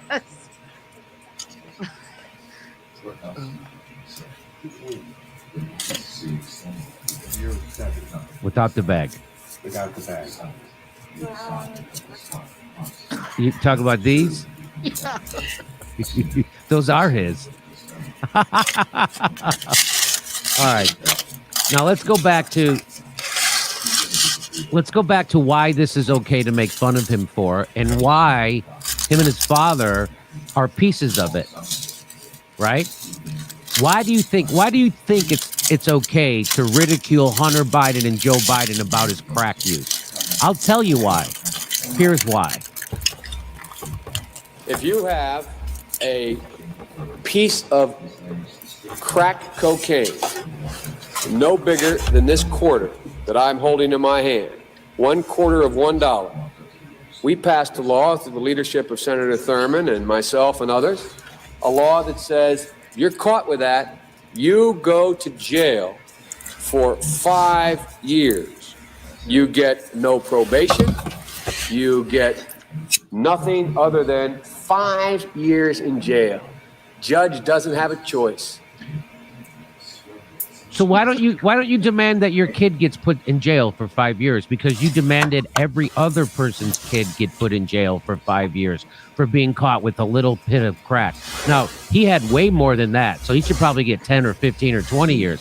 Why isn't Joe Biden being consistent? Why is there a double standard for Joe Biden's kid, but a different standard for a black kid or anybody else's kid? The reason why blacks are incarcerated is because of Joe Biden at higher rates than the rest of the population is exactly that. Because Joe Biden wrote that crime bill and he was bragging about it. Watch, he's going to brag about it more. Under our forfeiture statutes, you can, the government can, take everything you own. Everything from your car to your house, your bank account, not merely what they confiscate in terms of the dollars from the transaction that you just got caught engaging in. They can take everything. I don't care. So does Joe Biden now advocating for his son to be bankrupted by the government, for the government to come in and take his bank accounts, his house, his cars, and his everything? That civil forfeiture is one of the biggest It's garbage things it's ever. I didn't even know he was that in. Yeah. He's always bragging about some awful calamity. That's right. And that's the guy you voted for as the antidote to Trump. That's the guy you voted for as the antidote to Trump. The guy who wants to lock up black and brown people in a highly biased way. What do y'all think? That's the point right there. The point is the pictures of Joe Biden is not really a thing. Hunter Biden, it's not really a thing except for the fact that, Joe Biden was the champion of this thing, this tough on crime, this, zero tolerance, automatic felony shit. that ravaged the 80s and 90s. Y'all there? Yeah. Put y'all to sleep. What's what y'all think about that? Shit, he should be upholding it, on his son. But we know that's not gonna happen. You know what I'm saying? Like, but that's what all of these politicians do. You know, the laws affect or penalize, others and not them. They're above the law.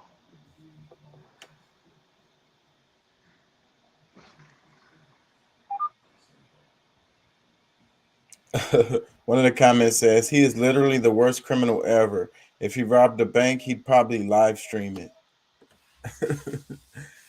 He says, another one says, Hunter acts like someone that knows he can get away with it. It says, as a black American, I despise Joe Biden and always have after I found out about the crime bill. I can't wait for the next election. Salute to you, Mr. Dorr. It says, Hunter not only an artist, but a filmmaker.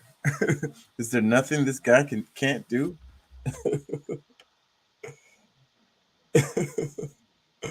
It's funny to me, honestly. Honestly, this story is funny to me. That's the reason why I covered it, just because it's funny. I think it's hilarious. Because they were heckling Biden about it. He was trying to talk all serious about something. What was it? The freaking gun bill. He's talking all serious about it. Somebody heckling talking about, what about Hunter, bro? What about Hunter and the crack and all that? What about all that? That's so funny to me. Like, because this guy's the president of the United States. He shouldn't have to deal with a heckler talk about his son and smoking crack. I'm just saying, man. That's like freaking a Saturday Night Live skit, but real life. Like I'm saying, I feel like we living in skits, real life skits. Is that like a recent video there since Biden has been in office, or is that from past during the election? Oh, you talking about the Biden, the Hunter Biden clips? They could have been old. Most likely they were. Who knows when they were filmed? There was some shit on his phone or whatever the hell they got it from. Some of the clips I've seen before, so they probably old. But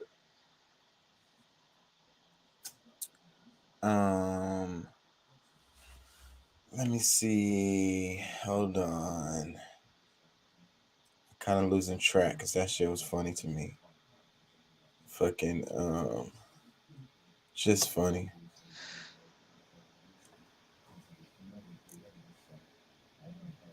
Was this the one when they were heckling him? I think that was it, but they probably took it out because he was talking about the gun bill, and that's when they started heckling him. Let me see if this is it. Of a child who start. We begin tonight with the former trial stem. No, that's not it. I'm not gonna bore you with that. Anyways,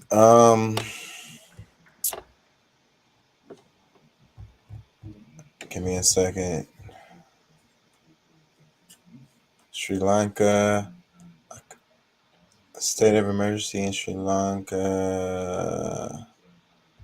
I was watching that shit, but hold on. The past alive within us, the U.S. Dakota conflict. That's gonna take me off the topic. This one, can I play this? Let's see. Because I want to put the whole thing in context. I want to put the thing in context with Sri Lanka and all the shit. Like, so let me play this. Am I sharing? Okay, yeah. Pounded with rising fuel and food prices have now pushed about a quarter of Africans towards hunger. The International Committee of the Red Cross has warned that an estimated 346 million people are affected by food insecurity in the continent. The statement from the ICRC means that about 346 million people in the continent have likely experienced hunger. The crisis could be the worst since 2017. Last year, the figure was about 286 million. An estimated 346 million people are affected by food insecurity. That is 1/4 of the population of the continent. The acute food insecurity situation in many of these countries is already affected by armed conflict. 2 years of conflict in northern Ethiopia's Tigray region in particular has left millions facing famine-like conditions. Insurgencies in Burkina Faso, Mali, Niger and Nigeria have also deepened the food insecurity in West Africa. The current food security crisis is clearly the result of combined effects of conflict. Think about the Sahel in particular. Think about Ethiopia, that's been affected by serious conflict in the past couple of years. But it is also the effect of repeated climate shocks. The Horn of Africa is experiencing its worst drought in years after 3 failed rainy seasons. Many of the countries dealing with conflict are also among the most severely affected by climate change. This is including South Sudan and Somalia. West Africa now faces its worst food crisis on record. There are about 27 million people suffering from hunger in the region. The number could rise to 38 million by June. It will be a 40% increase from last year and a historic high. The region has also seen worsening floods and droughts due to the effects of climate change. This has made farming harder. Meanwhile, global food and fuel prices are skyrocketing, in part because of the war in Ukraine. Prices for wheat have retreated from an all-time high that was hit last month, but still remain 70% higher than that observed in April 2021. Both Russia and Ukraine are leading producers of wheat. Corn and oil prices have naturally also surged. 6 West African countries import 30 to 40% of their wheat from Russia and Ukraine. Funding for the region is also at risk, as many donors have already indicated cutting funding for Africa to pay for refugees in Europe.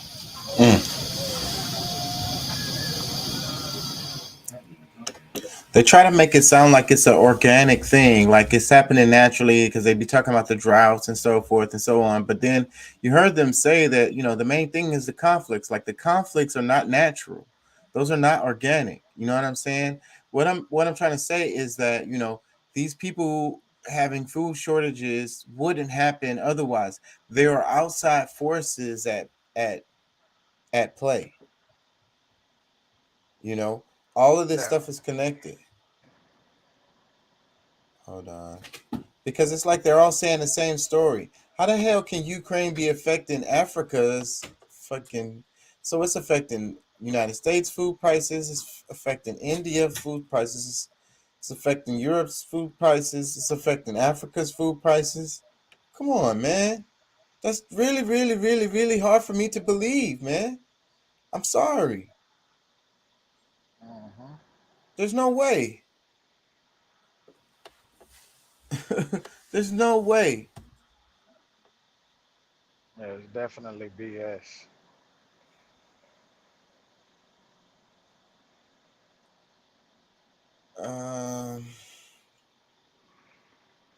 We got the crisis. Is this the one? Can I play this? What is this? The new humanitarian? I think I can play that.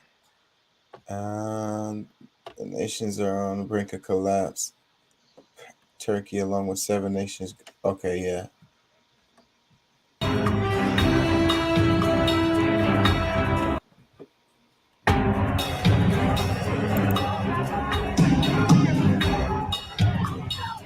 It says crises hit Sri Lanka ain't the only one. Like Lanka, 9 other nations are teetering on the edge. Which are the countries in dire straits? Not just Lanka, alarm bells are ringing for many economies around the world.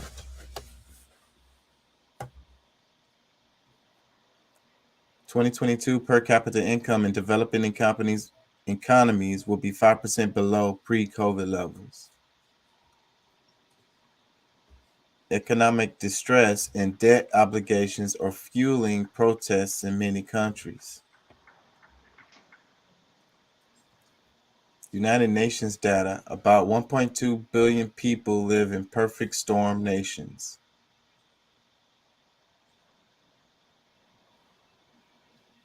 The number one, Pakistan. Let me see. Hold on. Pakistan been in urgent talks with IMF, hoping to revive $6 billion bailout package put on hold after the ouster of Imran Khan's government.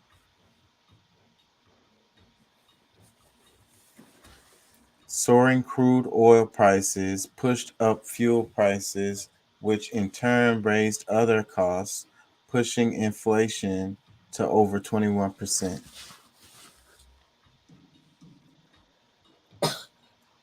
The Pakistan rupee has fallen about 30% against the US dollar in the past year. Shehbaz Sharif has raised fuel prices and imposed a new 10% super tax on major industries to help repair the country's tattered. As of late March, Pakistan's foreign exchange reserves had fallen to 13.5 billion, equivalent to just 2 months of imports. Number 2, Argentina. Argentina. About 4 of every 10 Argentines are poor. The central bank is running perilously low on foreign reserves as currency weakens.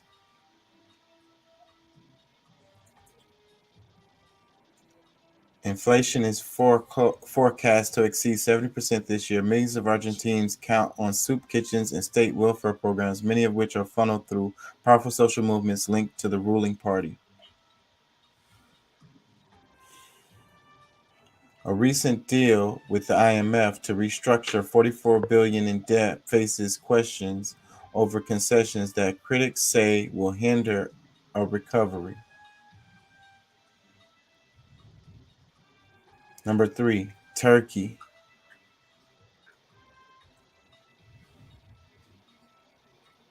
Worsening government finances, growing trade, and capital account deficits have compounded Turkey's troubles.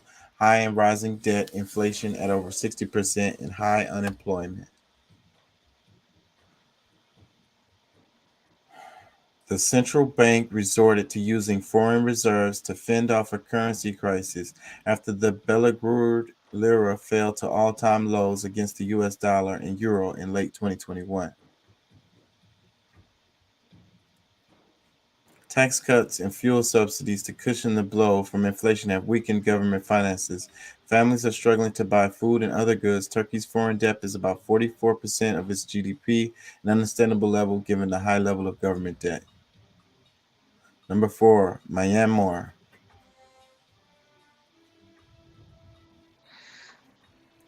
The pandemic and political instability have buffeted Myanmar's economy, especially after the army seized power in February 2021 from the elected government of Aung San Suu Kyi. Sanctions targeted commercial holdings controlled by the army, which dominate the economy. Couldn't say her name, y'all. I'm sorry. The economy contracted by 18% last year and is forecast to barely grow this year.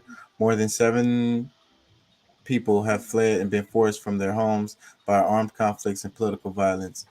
700,000, I think that was the number. The situation is so uncertain. A recent global economic update from the World Bank excluded forecasts for Myanmar for 2022 to 2024. Do y'all hear a theme? I'm going to say it at the end. Lebanon.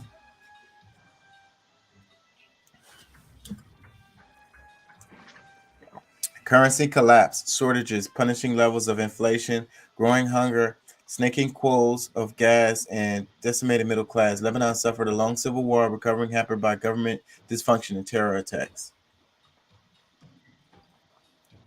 Proposed taxes in late 2019 ignited long-standing anger against the ruling class and months of protests. The currency began to sink, and Lebanon defaulted on paying back worth about $90 billion at the time, or 170% of the GDP, one of the highest in whatever.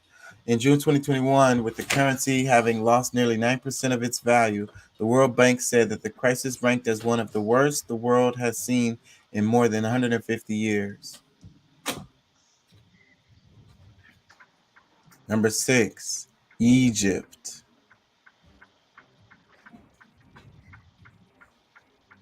Egypt's inflation rate surged to almost 15% in April, causing privation, especially for the nearly 1/3 of the 103 million people living in poverty. An ambitious reform program includes painful austerity measures like floating the national currency and slashing something.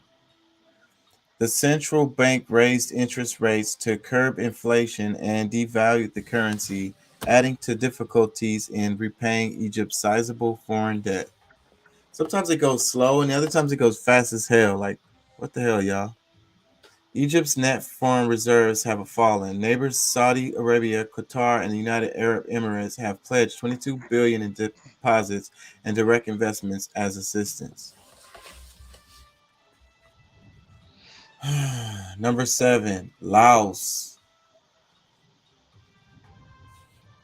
Laos. Tiny landlocked Laos was one of the fastest growing economies until the pandemic hit.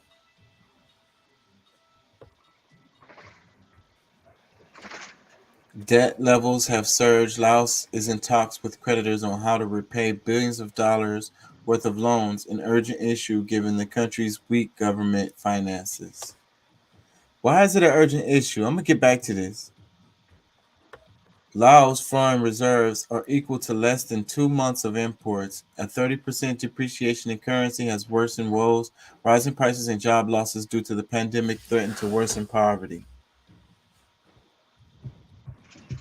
Number 8, Zimbabwe. Inflation in Zimbabwe has surged to more than 130%, raising fears the country could return to the hyperinflation of 2008 that reached 500 billion%, helping problems on fragile economy, heaping problems on a fragile economy. Zimbabwe struggles to generate an adequate inflow of greenbacks needed for its largely dollarized local economy, battered by years of deindustrialization, corruption, low investment, low exports, and high debt. Inflation has left Zimbabweans distrustful of the currency, adding to demand for U.S. dollars, and many skip meals as they struggle to make ends meet. Number 9, Afghanistan. Really? Let's go. The Taliban takeover, foreign aid, long and mainstay stopped practically overnight, and governments piled on sanctions, halted bank transfers, and paralyzed trade.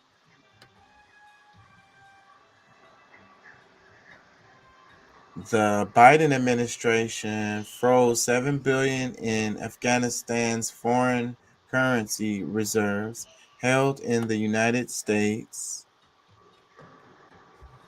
That's highway robbery, if you ask me. About half the country's 39 million people face life-threatening levels of food insecurity, and most civil servants, including doctors, nurses, and teachers, have been unpaid for months. A recent earthquake killed more than 1,000 people, adding miseries. So with that earthquake. Oh, that's the end of it? That was really good. Yeah, so the theme, World Bank and the IMF. So, and then they were like, they kept saying, it's urgent, especially with the bad finances of that government. Well, it's urgent. Those are the words coming straight out of the IMF or the World Bank, because they're like, y'all got to pay these interest on these loans. It's so unfortunate that y'all had a pandemic. It's so unfortunate that there's a war and then Ukraine and all of this, and then they're sending the aid to other places other than y'all. It's really unfortunate, but y'all signed up for this loan, so and the paperwork says that the payments are due on this date. So can I get that payment? That's really what it is. But see, those banks, they don't have to do that. They don't have to do that. You know what I'm saying? And they're making money off of these loans. That's really what it's all about. So and then they want to control these countries, and then they can send in their private investments in to buy everything up, because then they say, oh, that shit don't have no value no more. Y'all currency is trash. Y'all owe us a whole bunch of money. So why don't y'all just sell y'all stuff to them people over there, and what I'm saying, it'll make it out better for y'all. But then those people over there turn out to be the same people that's in the World Bank. Or they'll turn around and go get a loan from the World Bank to go buy the shit from y'all at pennies on the dollar. It's all a charade. Yep. It's all a charade. So they don't have to pay. What I'm trying to say is like it's really complex, but they don't have to pay. They don't have to make these people pay these loans back. They can be like, okay, well, we see y'all had an earthquake and y'all had this and y'all had that and all of that, whatever. So we're gonna give y'all an extension on the loan and we're not gonna add no interest on it. You're like, cool, that's cool, that's cool. But see, from the jump, these loans were always a way to just like control these people and just like strangle them and just like, you know what I'm saying? Completely just destroy their freaking countries in a lot of circumstances. It's and you know, and then it's foreigners who's getting rich off of this time and time and time again. So then the local people suffer.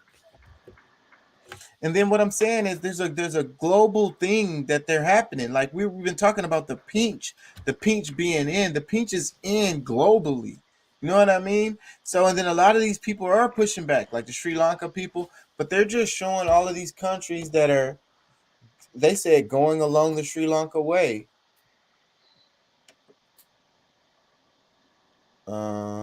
Did they give a list? Where's the list? They didn't give a list? Y'all suck.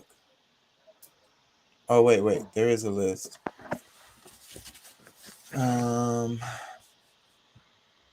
But then they said names that don't matter. Did they do all of them? Turkey, Afghanistan, Laos, Argentina, Pakistan, Egypt, Zimbabwe, Lebanon, Myanmar. Okay, yeah, that's the list. I was thinking about pulling them up on the map. Let's pull them up. The thing about freaking Afghanistan, that's a trip too, because then you can see that like it's all about the sanctions. Like whatever you feel about Afghanistan, the reason why they're going through it as far as economically, the U.S. seized all their money and then they not letting them trade and they putting all these sanctions on them. And I mean, whatever you feel about it, you could say then when people come back, they're gonna be like, "Whoa, why can't Afghanistan just get their shit together? How come they can't just get their shit together, bruh?" Afghanistan is right here. Kyrgyzstan, Uzbekistan, Kazakhstan, Turkmenistan, Iran, Pakistan is here. Is Pakistan on that list? Yeah. Let's see. And we got Turkey. Where's Turkey? Shouldn't Turkey be right over here? I can't see it. Oh, right here. Okay, let's see if there's a connection with the geography on this. Turkey, Afghanistan. Let's see. What other ones? Laos, Argentina, that's on the other side. Zimbabwe, Lebanon. Lebanon is right over here, right? Where is Lebanon? Right here. Okay, next to Syria. So you got Turkey, Lebanon, Afghanistan, Pakistan, and Myanmar. That's on the other side. Let's look those up anyways, though. Myanmar, Zimbabwe, Egypt, and Laos. LAOS. Laos is over here, and there goes Myanmar close by. You got Thailand right here, Cambodia. These are all brown people right here. Let me see. Go back. Laos, Argentina, Zimbabwe. So Zimbabwe, Egypt. Let's see. Because Zimbabwe is on the bottom, right? Zimbabwe is kind of in the middle over here. Okay, I see it. Mozambique, Zambia, Malawi, Botswana is right around it. Oh, it's more almost to the south, huh? It's kind of like southern Africa. Okay. And the other one was Egypt, right? Let's go ahead and type it in. And Egypt is up here. So I guess that's connected to the Jordan. Well, I mean Lebanon, because okay, Egypt here, Lebanon is right there. Going in the direction of And earlier they was on that other list that they were talking about Yemen and Somalia.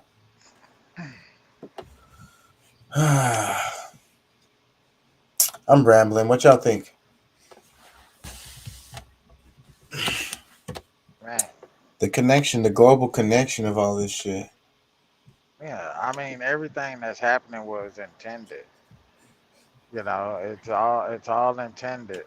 The purpose of the pandemic, the purpose of the pinch, this whole everything that's going on and you with Russia and Ukraine, it's intended to create what's happening, what's taking place now.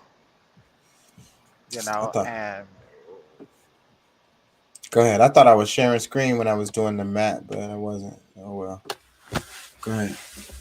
I mean, I feel like it was all intended. You know, it's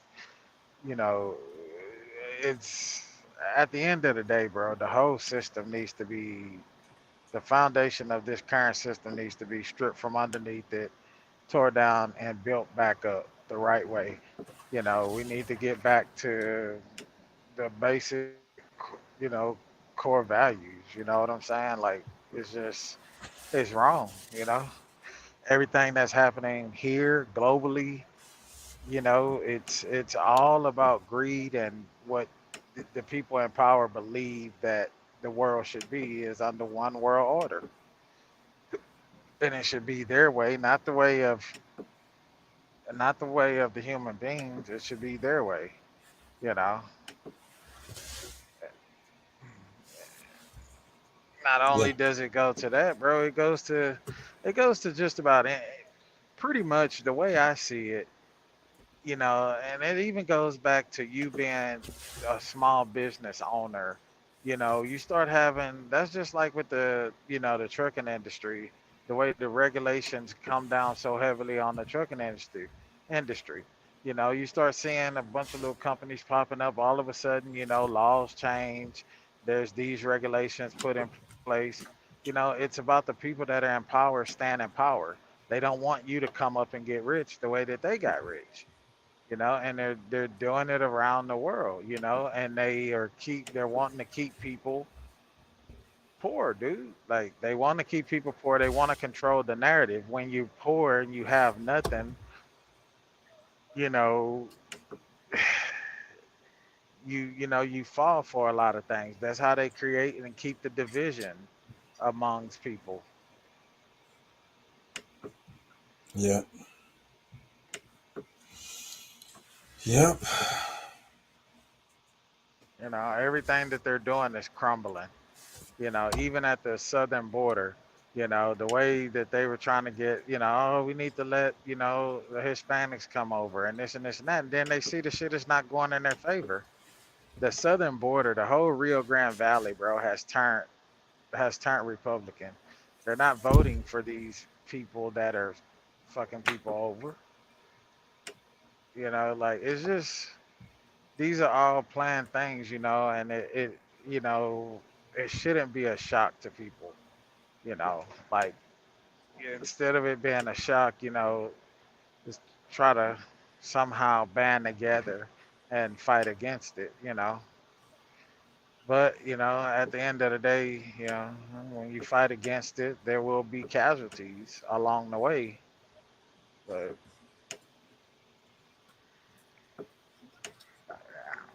I just personally, I mean, that may not be the best answer, but it's just my personal opinion. I just think that it's them trying to stay in power. They have at the end of the day, they're truly powerless without their money and their control. You strip them of their money, they have no power, they have no control, they have nothing. You know what I'm saying? Like, The people have the power, but people don't realize it. So as long as people don't realize it, then they gonna keep on exercising their like artificial power. Well, basically, the I people think people given know that power. they have power. I think people know that they have power, but I feel like people feel stuck. I think people are fear because of the fear mongering that the governments around the world do. How they They put that fear in people. You know, look at what they do. Look at how China treats their citizens. You know, look at how other places around the world treat their people. Look at what's happening in Russia. You know, you protest the government, you're thrown in jail, if not killed. You know what I'm saying? So I think it's the fear.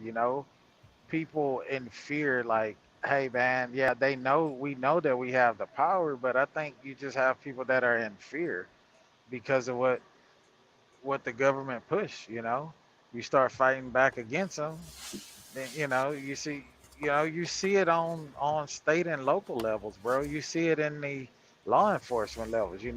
When you are somebody that know the law and you call a police officer out on this bullshit, then he starts flexing his muscle. He or she start doing bitch shit. And I think people fear that. you Yeah. know and maybe I'm wrong. I'm not saying that I know all the answers. I'm not saying I'm right. I just think that there's a fear there. Let me play this video. Are identifying as lesbians are not lesbians at all. So that, oh, I became a lesbian and now I deal with women because men ain't nothing. Men don't know how to treat you, this, that, and the third.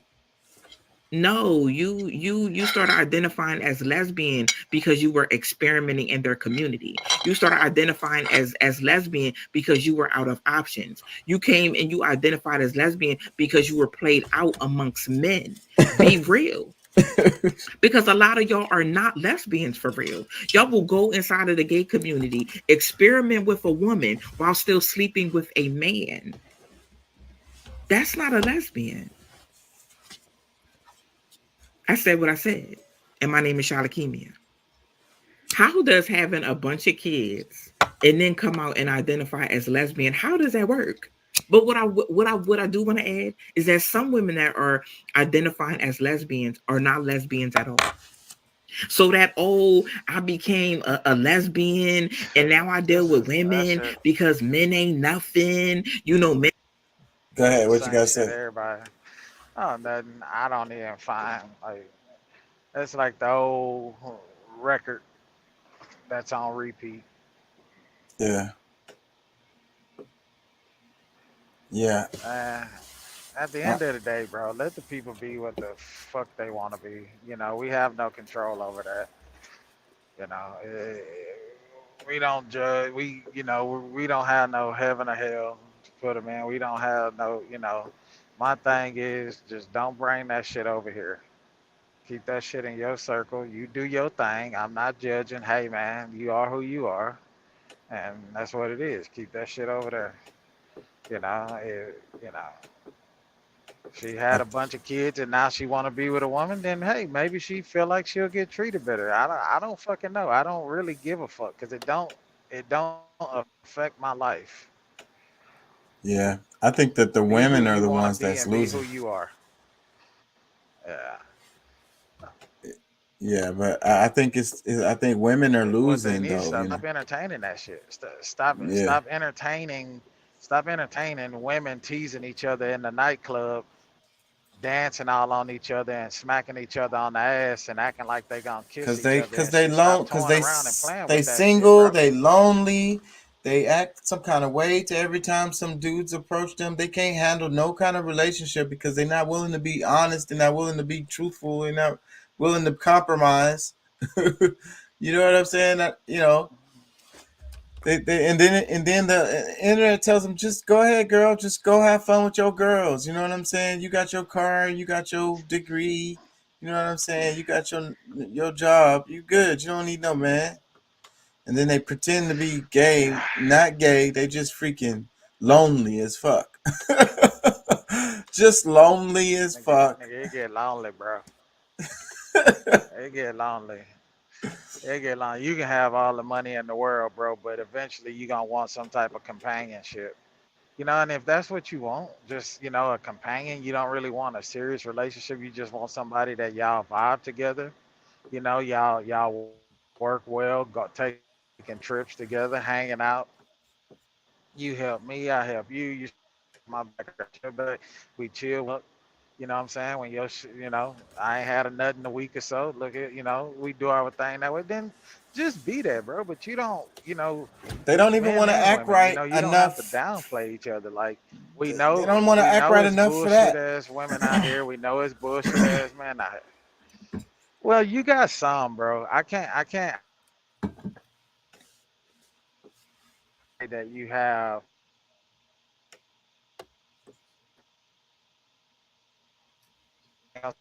still genuinely good women and men out here. You know what I'm saying? It's just the bullshit. Sometimes, the shit floats to the top, bro. It don't sink. It floats. Yeah. And you gotta weed through that shit. You gotta be like Mike Rowe on Dirty Jobs and go ahead and get into the thick of this shit and and get to the good. But there is genuinely good men and women out here, bro. I still believe that is out here. But you got a lot of bullshit out here, and it's all in who you attract. What because I feel like, bro, you got a lot of men and women out here, bro, that's still dealing with a lot of childhood hurt, a lot of hurt, and they attract hurt motherfuckers. Two hurt motherfuckers ain't gonna work. You know what I'm saying? And They you need to do gotta some get to healing. the root Self, cause of your issues and handle right. your issues. And you can't expect me to Fix be all your your piece. problems. Nah, I bitch. can't I You can't gotta fix have your you yeah, problems. you gotta Your I character can flaws. bring peace or add to it. Or But you even the gotta man, fix even the your man, the man look at the women. Oh, you supposed to be my peace. You supposed to be my happiness. Nah, motherfucker. Nah, nigga, you need to be happy already. You know what I'm saying? I'm not looking for yeah. somebody to complete me. I need to be complete when I come into this shit. Now, what I am looking for is what value do you bring? When I open up my circle and I bring you in, what value do you bring? Are you gonna bring me down? Are we gonna pull together, you know what I'm saying, and squeeze two fucking niggas together, you know what I'm saying, together, and add to each other? Are we gonna add value into each other's life? I mean, but that's what you want. But I just think, bro, like so many people out here, bro, like their relationship is toxic is because they're two hurt people. You know what I'm saying? That shit is not gonna work, bro. It's not gonna work. Yeah. You know what I'm saying? Can you be honest with yourself? Yeah. Can you look yourself in the mirror and be honest with yourself? Do you take the time out? Everybody want to preach self-love, self-care.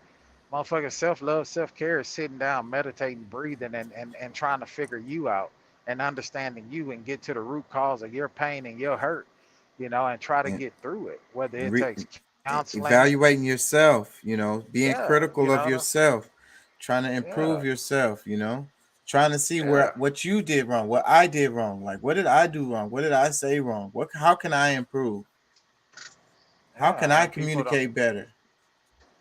people don't want to do that. They just want to hop in a relationship. Things go good. Everything is perfect in the beginning. Everything is perfect in the beginning.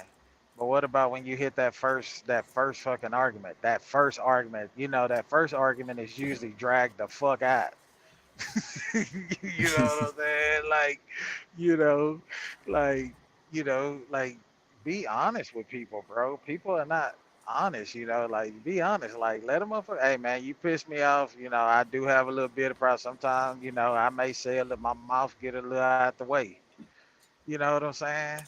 Yeah, Like, when people be don't say that honest. shit, he or she play very sweet Like, on each other, and then that argument hit, and then next thing motherfuckers say something real bad that you can't come back from. Now she hurt, she scarred, or he's scarred. Like he don't yeah, trust you the same way no more. yeah, and you need You to be know? like, man, my bad, sometimes I get, I didn't mean it or whatever, like I apologize, I be getting slick at the mouth sometimes, I apologize. I didn't mean it like that. Whatever. I was wrong. I was wrong. My bad. But it's so hard for people to say that they was wrong, because people like to do those sideways apologies and shit. But when you don't say you was wrong, if you don't acknowledge that even to yourself, then that's how you keep on doing that same thing over and over again. because you don't feel like you did anything wrong. So then you're just gonna do it again, and that's when the other person is like, your apology don't mean nothing. Yeah. Yep. Yeah, bro.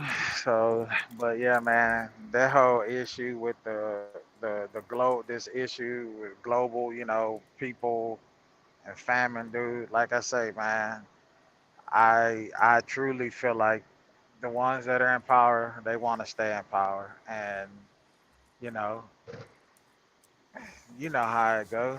Like they want to be the hierarchy. Like they not giving. They want poor stay poor. I mean, I don't have the answers on how to, you know, overturn this shit. Only thing I can figure is, you fight, you try to fight, you pull law, the laws out, but then again, you're dealing with people that think that they're above the law or the law protects them because of their title. Look at Hunter Biden and what he's doing. Mm-hmm. This dude is probably still a fucking drug addict and is handling the United States affairs behind the scenes. You know what I'm saying? This nigga, like, come on, bro. Like, ain't no fucking way. I can't You know what I'm even saying? get Just think hired about that shit, bro. Just at think no job. about it. Like, if this was you running as president and they got video of your son, what I'm saying, weighing crack, smoking crack, sitting in a fucking bubble somewhere, smoking crack, eating sandwiches off a bitch's head, like, do you think you would be in office? Like I say, I can't even get a job nowhere. I ain't got no criminal background or nothing. It's just retarded, man. Let me play this clip right here. It's the mayor of Chicago has threatened legal action against states seeking to punish those who travel to Illinois for an abortion. Our reproductive rights, healthcare providers, and the women who are seeking care, because Chicago remains a beacon of justice for all. We are going to make sure that no matter what happens in other parts of the country, that Chicago remains open for women to be able to control their own destiny, to have bodily autonomy, and have access to reproductive care, both before, during, and after any kind of treatment. And we're frankly not going to tolerate other states trying to dictate to us, where we choose to respect women and their rights, to try to deny them access to care in a city like Chicago. And are willing and able to defend our role as a city where no matter who you are, no matter who you love, no matter who you worship, no matter what country of origin you come from, that you're going to find a safe home in my city. We're unabashed about protecting people's rights. What do y'all think about that?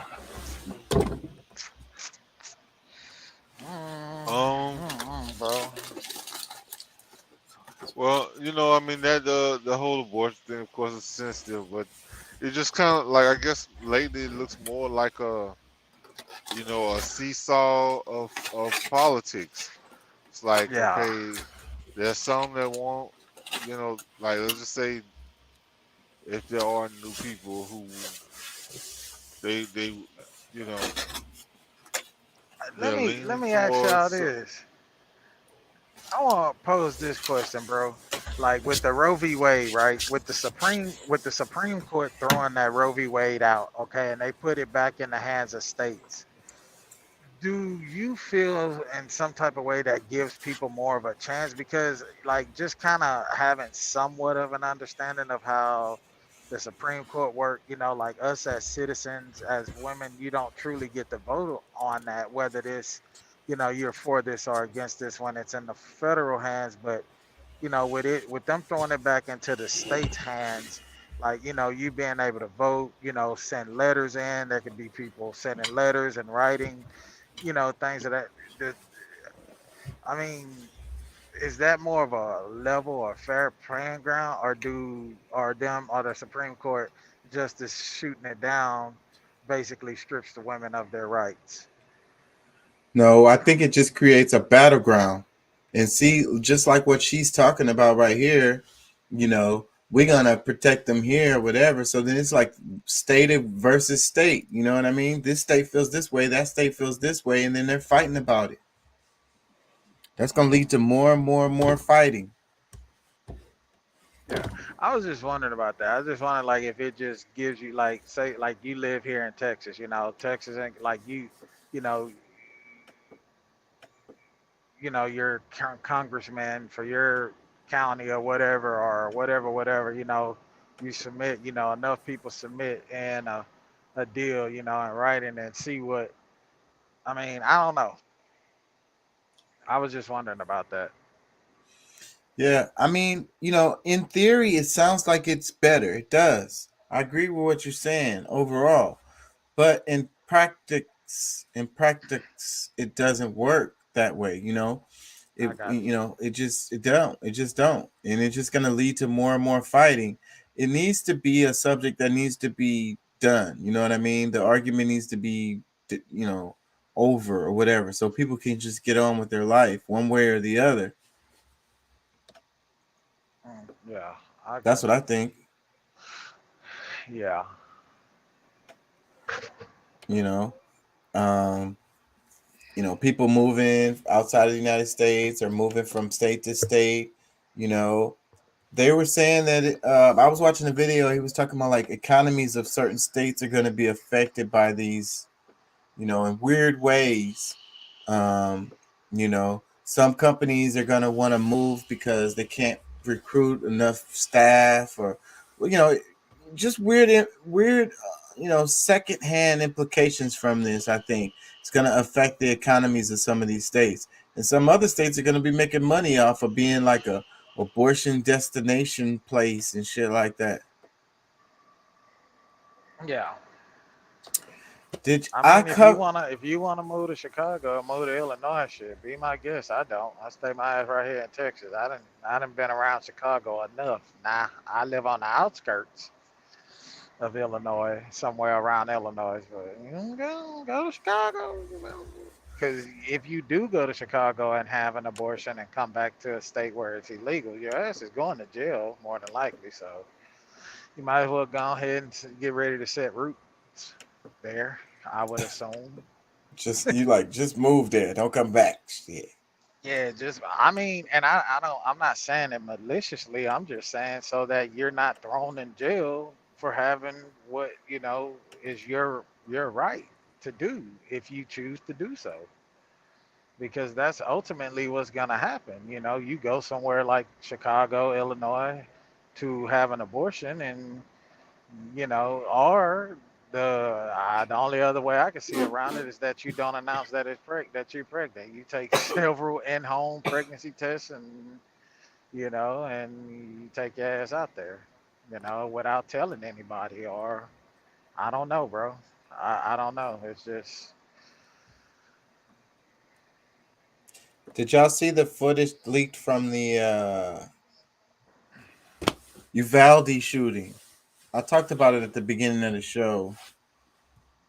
Um, all the footage of the cops walking around the damn school and shit. Did y'all see any of that? no. I I honestly, like, afterwards I kind of followed it for a little bit, but it just tugs at my heart too much, bro. Like, knowing I still got a child, two children in school, so it's just like, Yeah, a lot of people are mad that they leaked the footage. Like, they're pissed about that because the parents are all like, that y'all putting last seconds of the people's lives on display. Yeah, well, some people will be angry about it, and some people it will help, whatever investigation they may be doing or looking into it, or it just further shows how coward these cops were. You know, that yeah, they got put in a situation where they were on the battlefield and they didn't come through, and unfortunately, these innocent children lost their lives. Bro, it's crazy to me, dude, to think, man, because when I was a kid growing up, school was like the safest place. If you were a child that dealt with abuse or a child that dealt with, in poverty situations, it was yeah. If like you was just school was, hungry, yeah, school was like your safe place, your happy place, that moment to get away from the darkness that you were facing at home. And it's like now You go to school, bro, and it's like that shit is probably a lot worse than at home. You know what I'm saying? Now, I don't like. I honestly don't fault these kids for like, man, fuck school. I don't want to go there. I'm skipping. Like it hurts them, but I mean, it's just just kind of going back to what Pat was saying, like being able to foster a program within the community to homeschool these kids, and give them a better curriculum than what the state is even offering. You know, I mean, because we all know education and the public school system is going to shit. So Yeah. it's It's just it's sad, bro. Like this is what the world is coming to. It's just like when I was at home this past week. I normally don't watch the news, but my wife had the news playing in the living room, and I was sitting there on my iPad. I was doing something, and but they were no, she didn't have the news playing. She had her phone. She was watching some videos on TikTok, and there's this one police officer. Last night is Officer Stringley or some shit like that. But he was just telling people to be careful because people are now getting fucking held up for their groceries. You know what I'm saying? Either you coming out the store, they'll park by you as you're trying to they'll take your groceries and your car, or they'll follow you home. He's like, man, if you can, please don't let your wives go to the grocery store by themselves. You know what I'm saying? Go with them. And then he's like, if you are in a situation where your wife has to go, if she feels like she's being trailed, do not go to your house. Drive down a couple of houses, or make a block or something. So that these folks don't know where you live. But like, it's getting to that point right now, bro. Like that's crazy. it's Yeah, not gonna get there's a lot the of robbers, yep, the a pinch is lot in, robberies, man. carjackings. The pinch is in. You know what? What'd you say, They Pat? had to know what was gonna happen as a result of all this. Like they had to know. Oh yeah, I don't think there's a doubt there. They knew. They still went along with it, their plan. Uh-huh. So what is their end game? Like what is their escape? Because we was playing Sri Lanka earlier, you know. We already had people storm the Capitol. What happens when it's a whole bunch of people feeling that way? Right? The Capitol only had a certain if that would have been, you know, 500,000 people, then that really would have been a problem.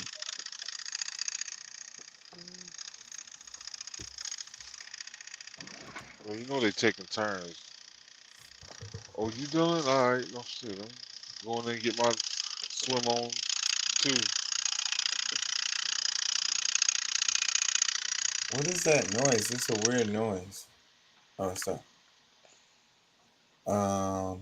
what was I gonna say? I'm fucking losing it. I'm kind of tired. I ain't gonna lie. I don't know why. Oh, I went to the pool. I went swimming. Yeah, Um, man.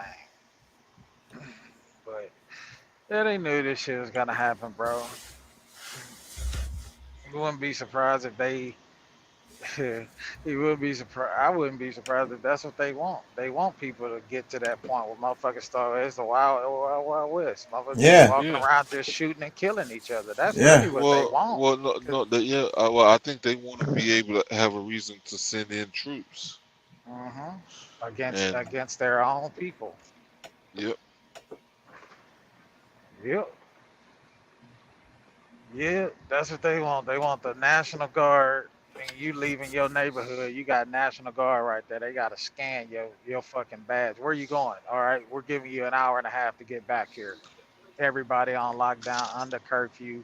Motherfuckers running around. You hearing gunshots ringing all times of the day because people losing it, shooting and killing these motherfuckers. They shooting it like, bro.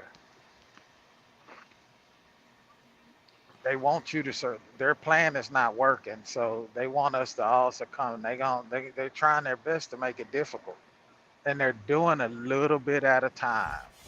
They're making you feel that pinch a little bit at a time.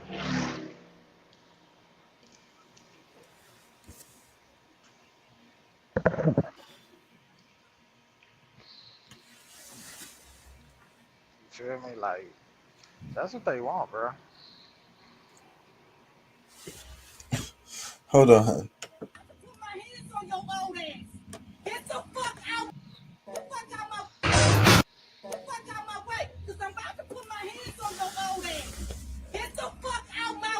Go get some help. I don't give a fuck. Get the fuck out my way.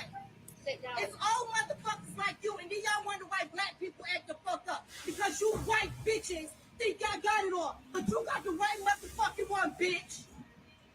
Fucking try me. Yeah, smile on the fucking wall. I spit in your motherfucking face.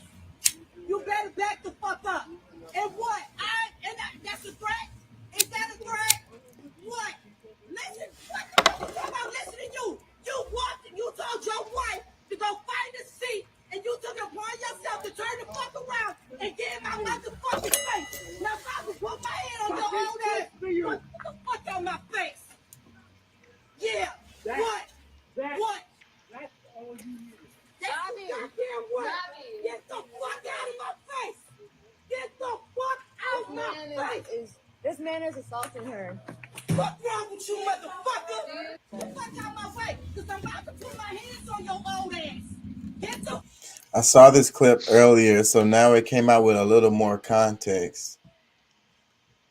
Anyways. Wow. Yeah. So the guy, apparently she was antagonizing him. It really looked like she hit him first, but he was all up in her face. So she kind of like pushed him back, and then he went over there and smacked her.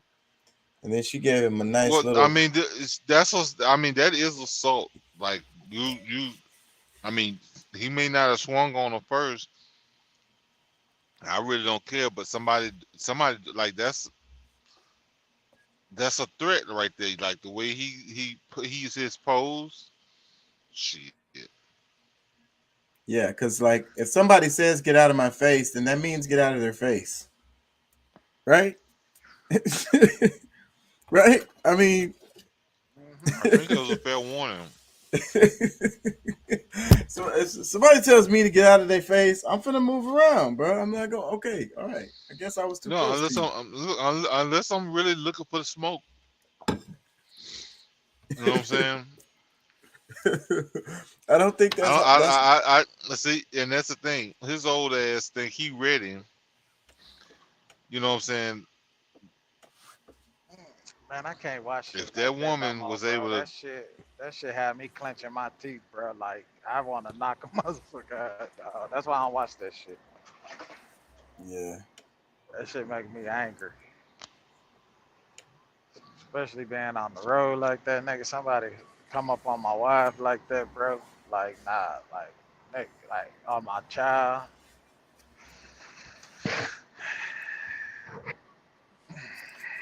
You gonna be on your way back to the house. Yeah. Yeah. I'll tell you what. Yeah. Maybe gone. May I have a didn't. little charge on. May have to I find me didn't a buy that cut rate. iron for her. Look, I ain't buy that iron for her for no reason. I know she probably gonna be one of those to try to hesitate on using it, cause I mean, I don't really know any. Well, maybe I don't. Well, I don't know anybody that really wants to use it, but somebody like that, I think they asking for that shit. They looking for trouble.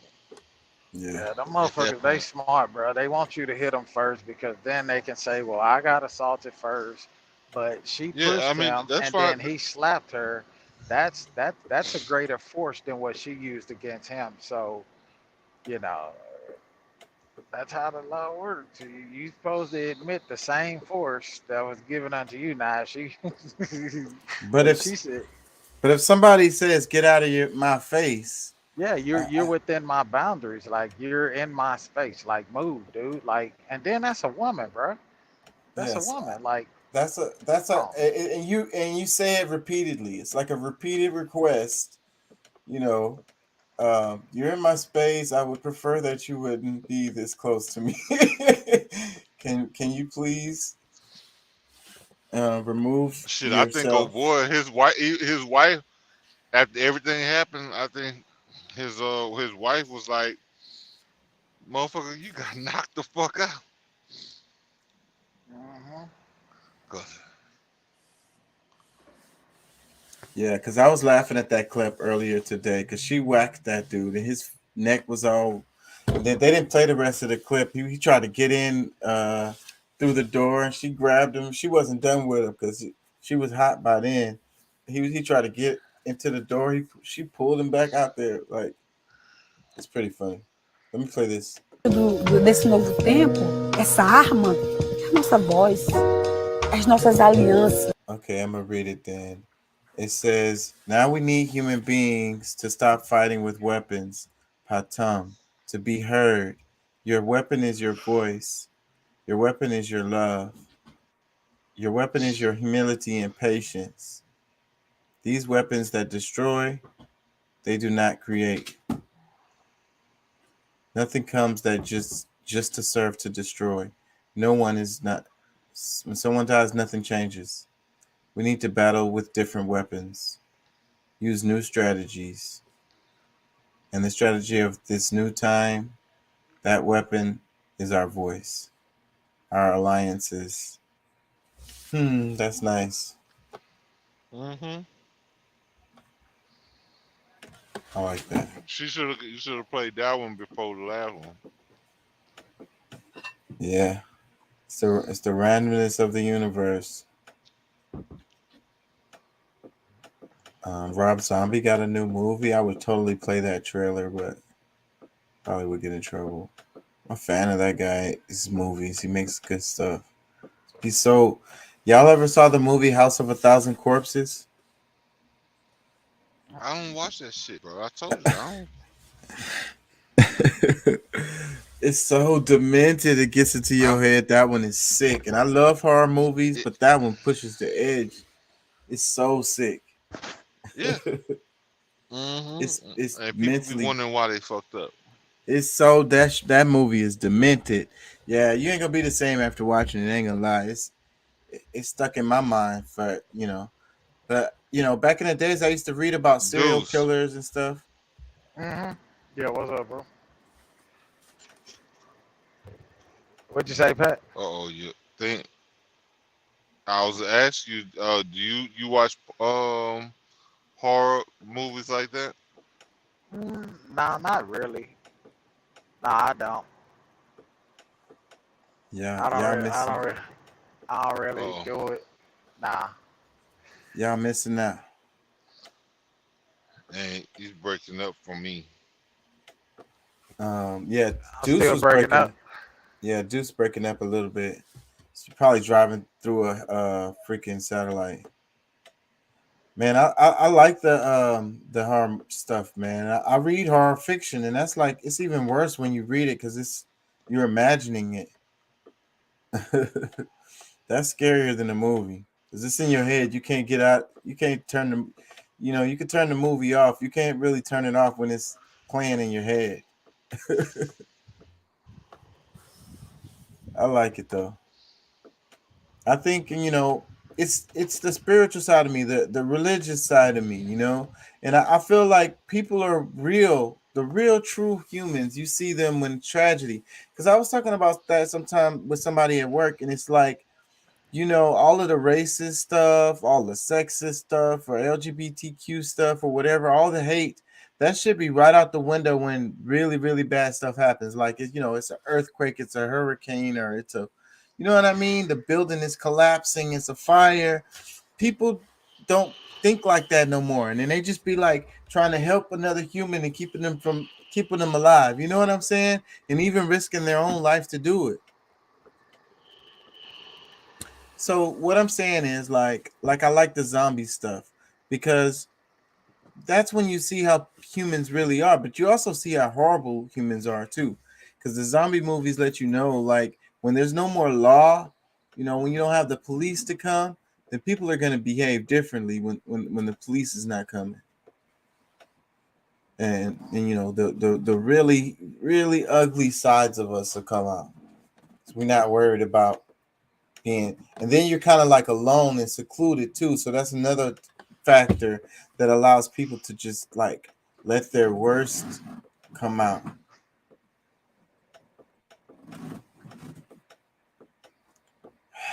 Anyways, I like that shit. Um, I think we can learn a lot from. I've learned a lot from those novels and movies, the horror ones. I mean, at the very least, it could teach you what not to do. Yeah. Hello? Yeah, you there? Yeah. Okay. Yeah, it was breaking up bad for me, and then it was going out. So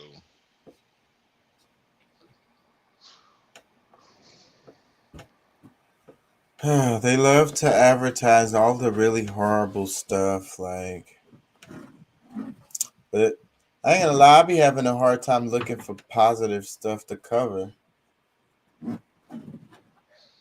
It's a mess out here, man.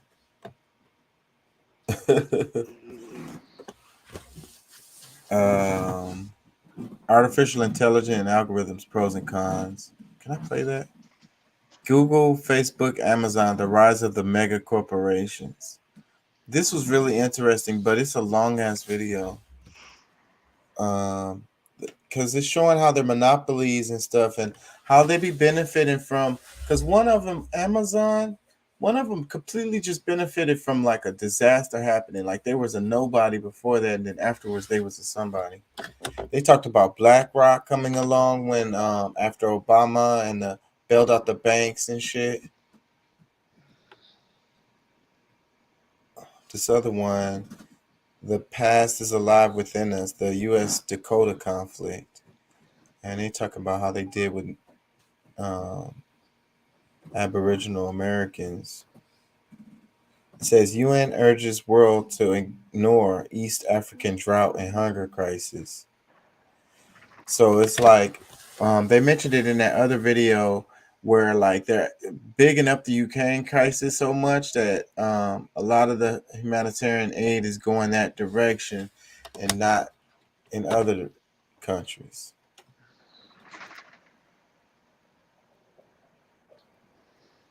Crazy, This bro.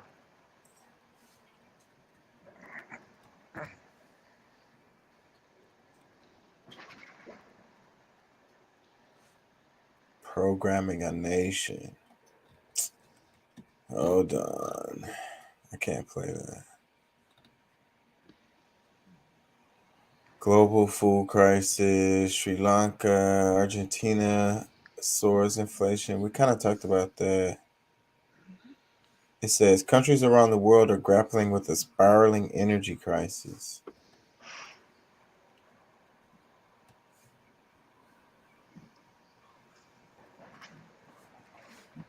This is a war of propaganda. Ukraine.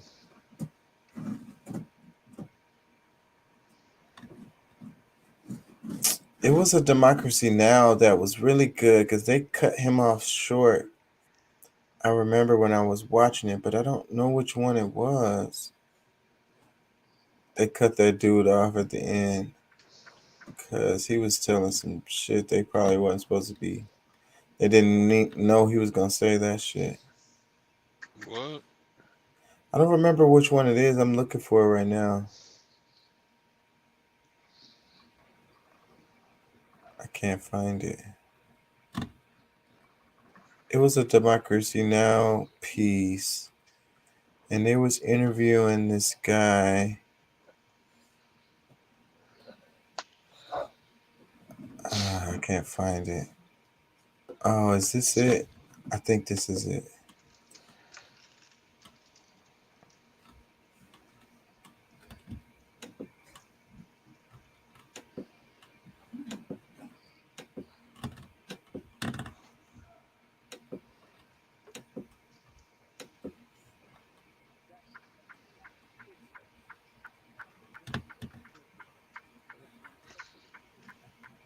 also held separate talks with the Turkish President Erdogan, who's offered to mediate between Russia and Ukraine. This comes as White House National Security Advisor Jake Sullivan claimed Monday Iran plans to supply Russia with potentially hundreds of drones for its war in Ukraine.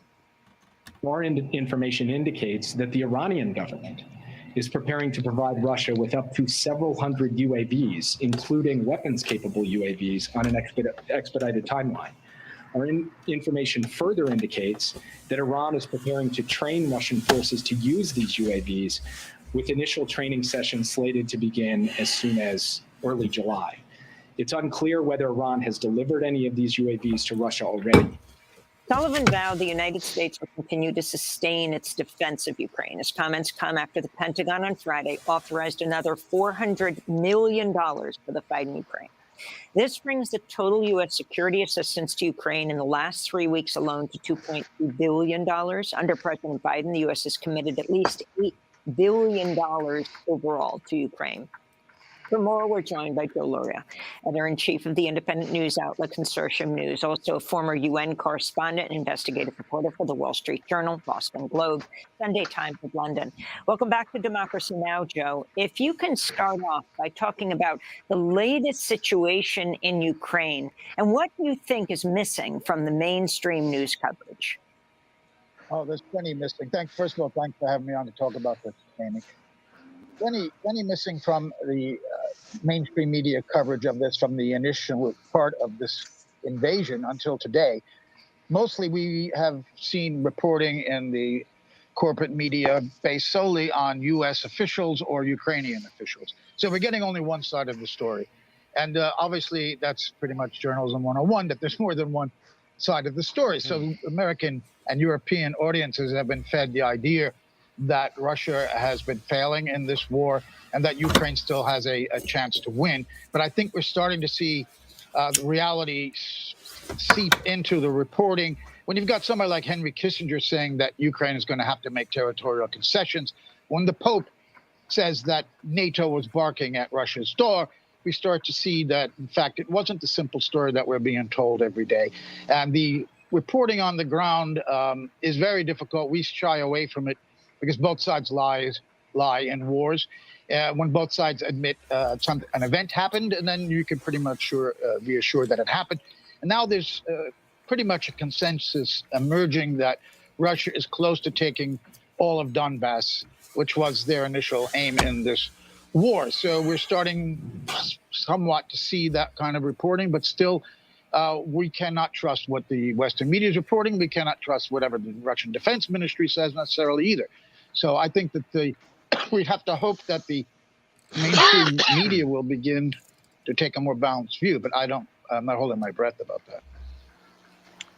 Well, Joe, I wanted to ask you in terms of the roots of the conflict. I've been really impressed by a lot of the coverage that Consortium News has been producing from people who used to be covered a lot by folks on the left, like Scott Ritter and John Kiriakou and Caitlin Johnston and Jeffrey Sachs, but are now sort of ignored because they're not going along with the main narrative. But there was an interesting piece that came out in the New York Times in July, 5 months into the war, which says the headline is Commando Network Coordinates Flow on Weapons in Ukraine. And deep in that story, there's this amazing fact thrown in, and I want to quote it.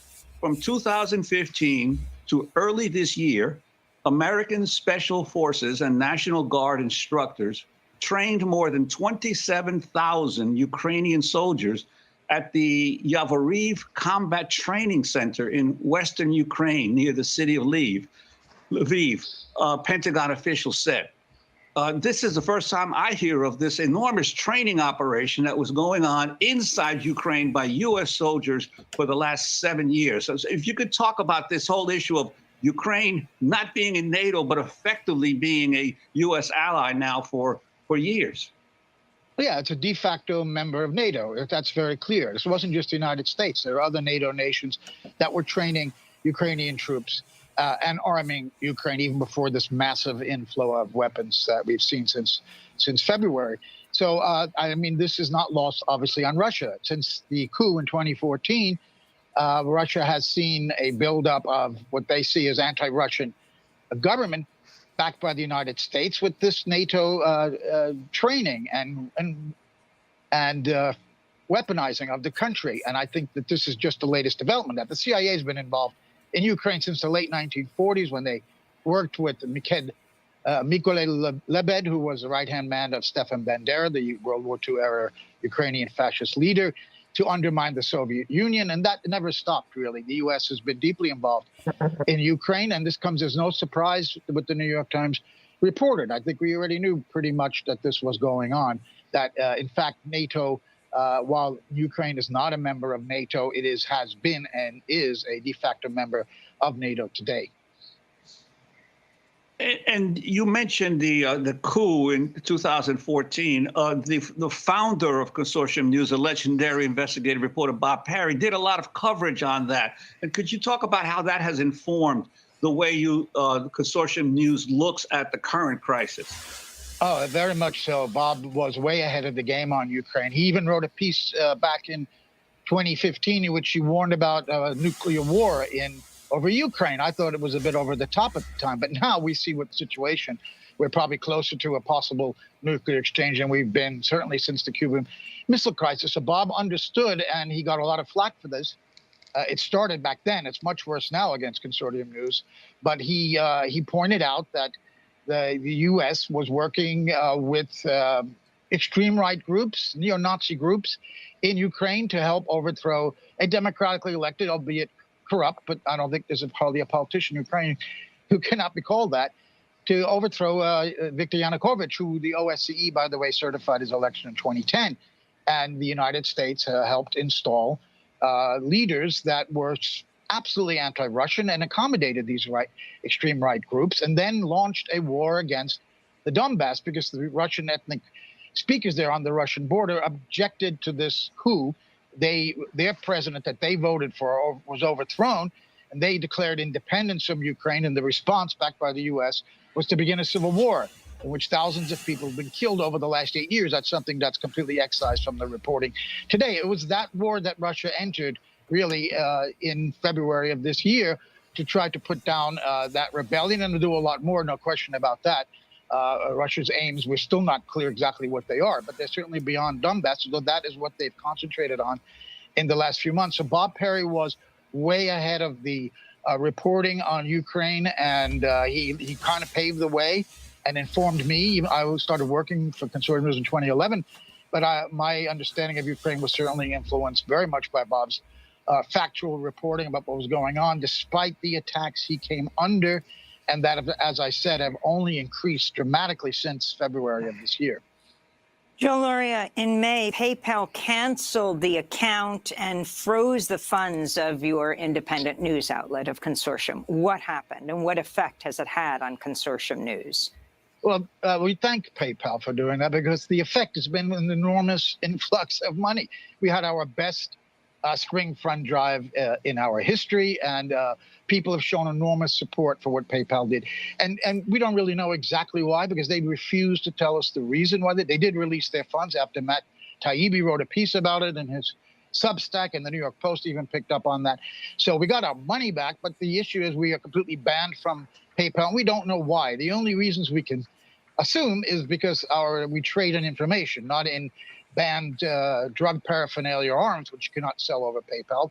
And in their user agreement, restricted activities include purveying misinformation to third parties. So clearly, I think this has to do with our coverage of the Ukraine war. And what has been our coverage of the Ukraine war, but to talk about the causes of the war and the historical context, which is completely missing from the mainstream reporting. You know, historians will talk about the causes of World War II and the rise of Nazism. They often will point to the Versailles Treaty and the onerous conditions it imposed on Germany. And nobody accuses those historians of being Hitler apologists. But when we talk in real time now about the causes of this unfortunate conflict and avoidable conflict, we are smeared as Kremlin agents and as Putin puppets and all of this complete nonsense. We saw in the gray zone leaked emails that a government official, someone from the Foreign Office, was looking into us, that Nina Jankovic, who was the head of the short-lived governance, disinformation governance board, a chilling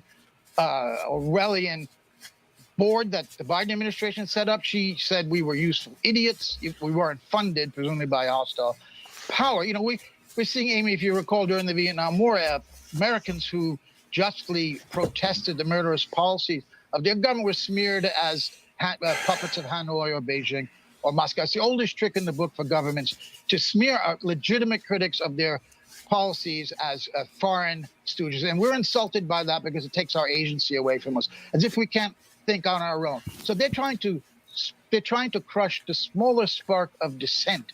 Because conservative news, we have about 10,000 readers a day. It briefly went up to 40,000 at the beginning of the war.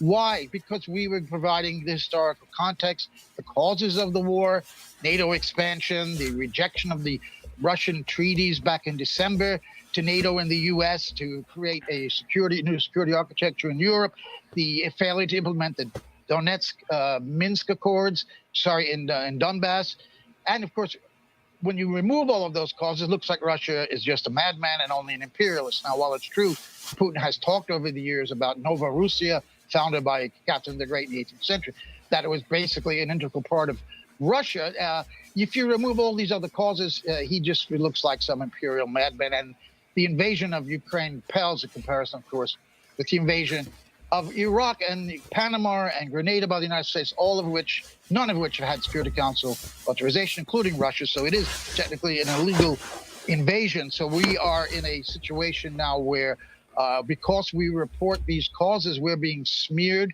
and attacked and deplatformed, and PayPal won't let us raise money through them. But as I said, we're doing quite well without them. Thank you very much.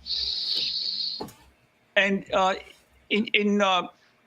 could you talk about this organization, NewsGuard, and how they are targeting you? Who exactly is NewsGuard? Yeah, NewsGuard started in 2 or 3 years ago. It's a private company based in New York. On its board is Michael Hayden, who was former CIA and NSA director, a former NATO Secretary General Rasmussen, Tom Ridge, the first Homeland Security Director. They have partnerships with the Pentagon and with the State Department. They have taken it upon themselves. Stephen Brill was one of the founders of it, who back in the 90s had the magazine Brill's Content. They take it upon themselves to review news organizations, large and small, from the New York Times to Consortium News. And they have announced that wrote to us that they were reviewing us. But in the very first email, we were accused of publishing false content on Ukraine. Well, we turned the tables on them. I wrote a 9,000-word article responding to their charges against us, in which I show that, in fact, NewsGuard's reporting on Ukraine is false, and they need to make the corrections that they're demanding of us. It's chilling because they will give a red label to websites that they consider to be untrustworthy. This pops up on libraries across Europe and the United States, and every person who buys a computer or Microsoft software in it has this extension built in that they can turn on. And then whenever our website shows up on social media, whether that's Twitter or Google, there'll be this red mark against us, and there's a warning to proceed with caution. This is outrageous, obviously. We have a right even to be wrong. We have a right to say what we want to. This is supposed to be what the freedom of press that the U.S. and European governments protest that they support. And in fact, they're trying to protect their own interests and to cover up any criticism of a legitimate criticism of the failures of their policies. And this is no different than any kind of totalitarian system. I'm sorry, because they want a total control, and the word total is in totalitarian. And I got to bring up Julian Assange here because he is the symbol of this. It started very much with him back in when they arrested him now and indicted him, even though Biden, when he was vice president, said they could not indict unless there was proof that he actually stole the documents. There is no proof he stole the documents. The main witness is now recanted, saying that Assange had hacked. So there's no evidence against him, and they're going after him because, as any tin pot dictator would do, throwing a journalist in the dungeon because he revealed war crimes, corruption. We're at a very critical and crisis of journalism in the United States when the United States government can get away with doing what they're doing with British connivance against Assange, and now all these moves against independent media like us. It's not just us. Mint Press News also had their PayPal shut down. They only want one narrative on this. This is in line with firing conductors, Russian music conductors and opera singers, and tennis players cannot play at Wimbledon. This is part of an extraordinary clampdown on information. And by the way, the U.S., in my view, needed Russia to intervene in Ukraine in order to unleash their economic war, in order to unleash their information war, and the proxy war, which they want to go on for a long time. Lloyd Austin said the aim here is to weaken Russia. Joe Biden actually said it, that the aim here is to overthrow Putin. He said on February 24th in his press conference on the day of the invasion that the purpose of the sanctions was never to stop the invasion. It was to bring down Putin. It was to the Russian people to rise up. So they needed this invasion, and part of it is the information war, and we're a small part of the attacks and being targeted on that. They could never have shut down RT. America and Europe has banned RT and Sputnik, whether you agree with them or not. It was the Russian point of view of the news. And they could not have done, and mostly the economic war, the sanctions against the central bank, which are backfiring in the West, and against all the products of Russia that are no longer available, including food and minerals and fuel.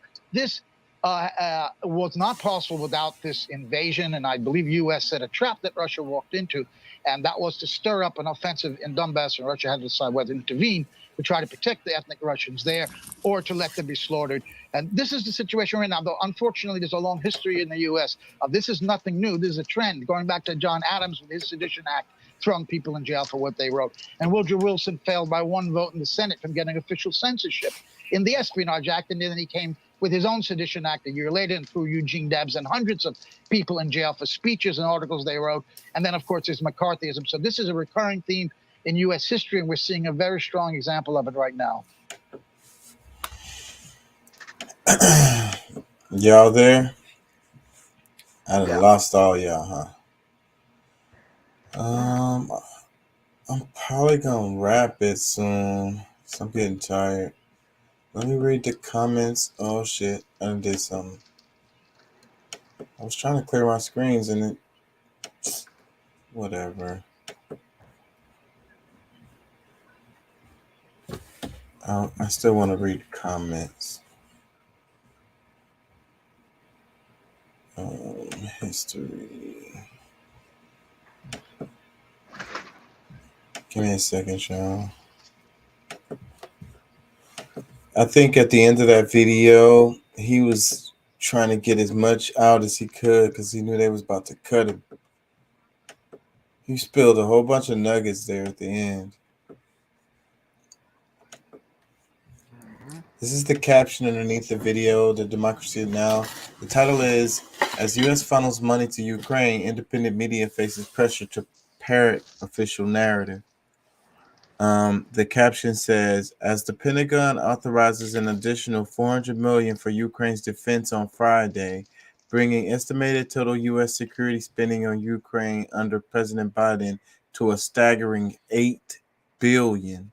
We speak to Joe Laurie, editor-in-chief of Consortium News, about the pressure on news media to follow a single approved narrative on the Ukraine war. The independent media outlet recently had their PayPal account shut down and received notice from NewsGuard, a fact-checking group, that they are under review for publishing fake news. American and European audiences have been fed the idea that Russia has been failing in the war and that Ukraine still has a chance to win. But I think they're starting to see reality seep into the reporting, says Loria. Comments. The Brazilian Congress for the first time held a special session last Friday to express their solidarity with Palestinian people against the continuous aggression of the Israeli occupation. Also, thank you for allowing someone to advocate for Assange and discuss the journalism crisis. It's not easy to get quality news these days, and the propaganda is so thick on both sides that nobody knows what is real. Genuinely, warmly surprised and gladdened that Democracy Now! Is drawing attention to this malicious phenomenon, interviewing the esteemed Joe Loria, no less. Another one. Thank you, Democracy Now! Context in any field of journalism is vitally important. As your guest suggested, with the absence of important information, the narrative skews into one-sided propaganda exploit.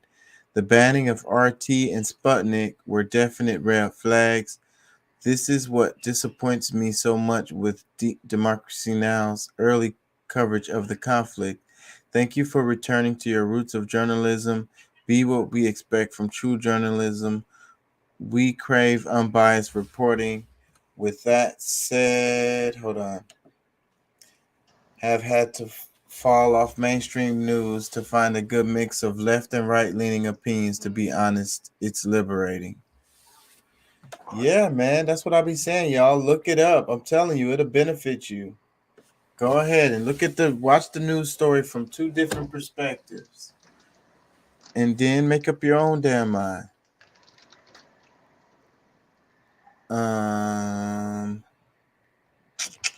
54 billion as we are struggling daily high gas prices, food shortages, high utility stores closing, our children dying in school and out of school job shortage. People don't want to work.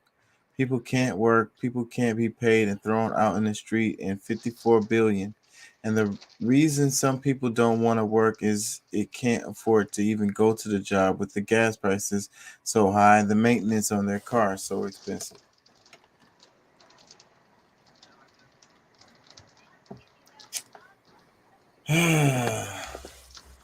Let me see. How can billions of dollars leave the country when you have the elderly eating cat food, homeless veterans, and citizens not having a stable situation, having worked a lifetime? Great Babylon.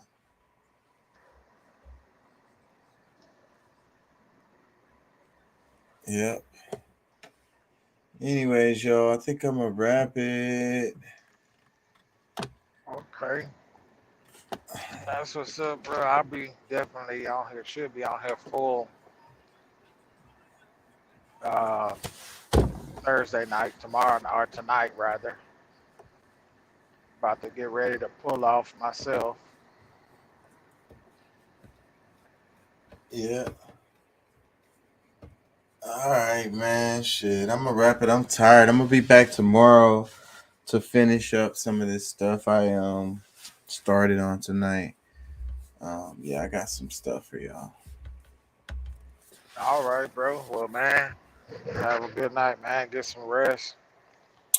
See y'all here tonight. All right, man. Peace and love. Y'all have a good one. Peace and love, bro.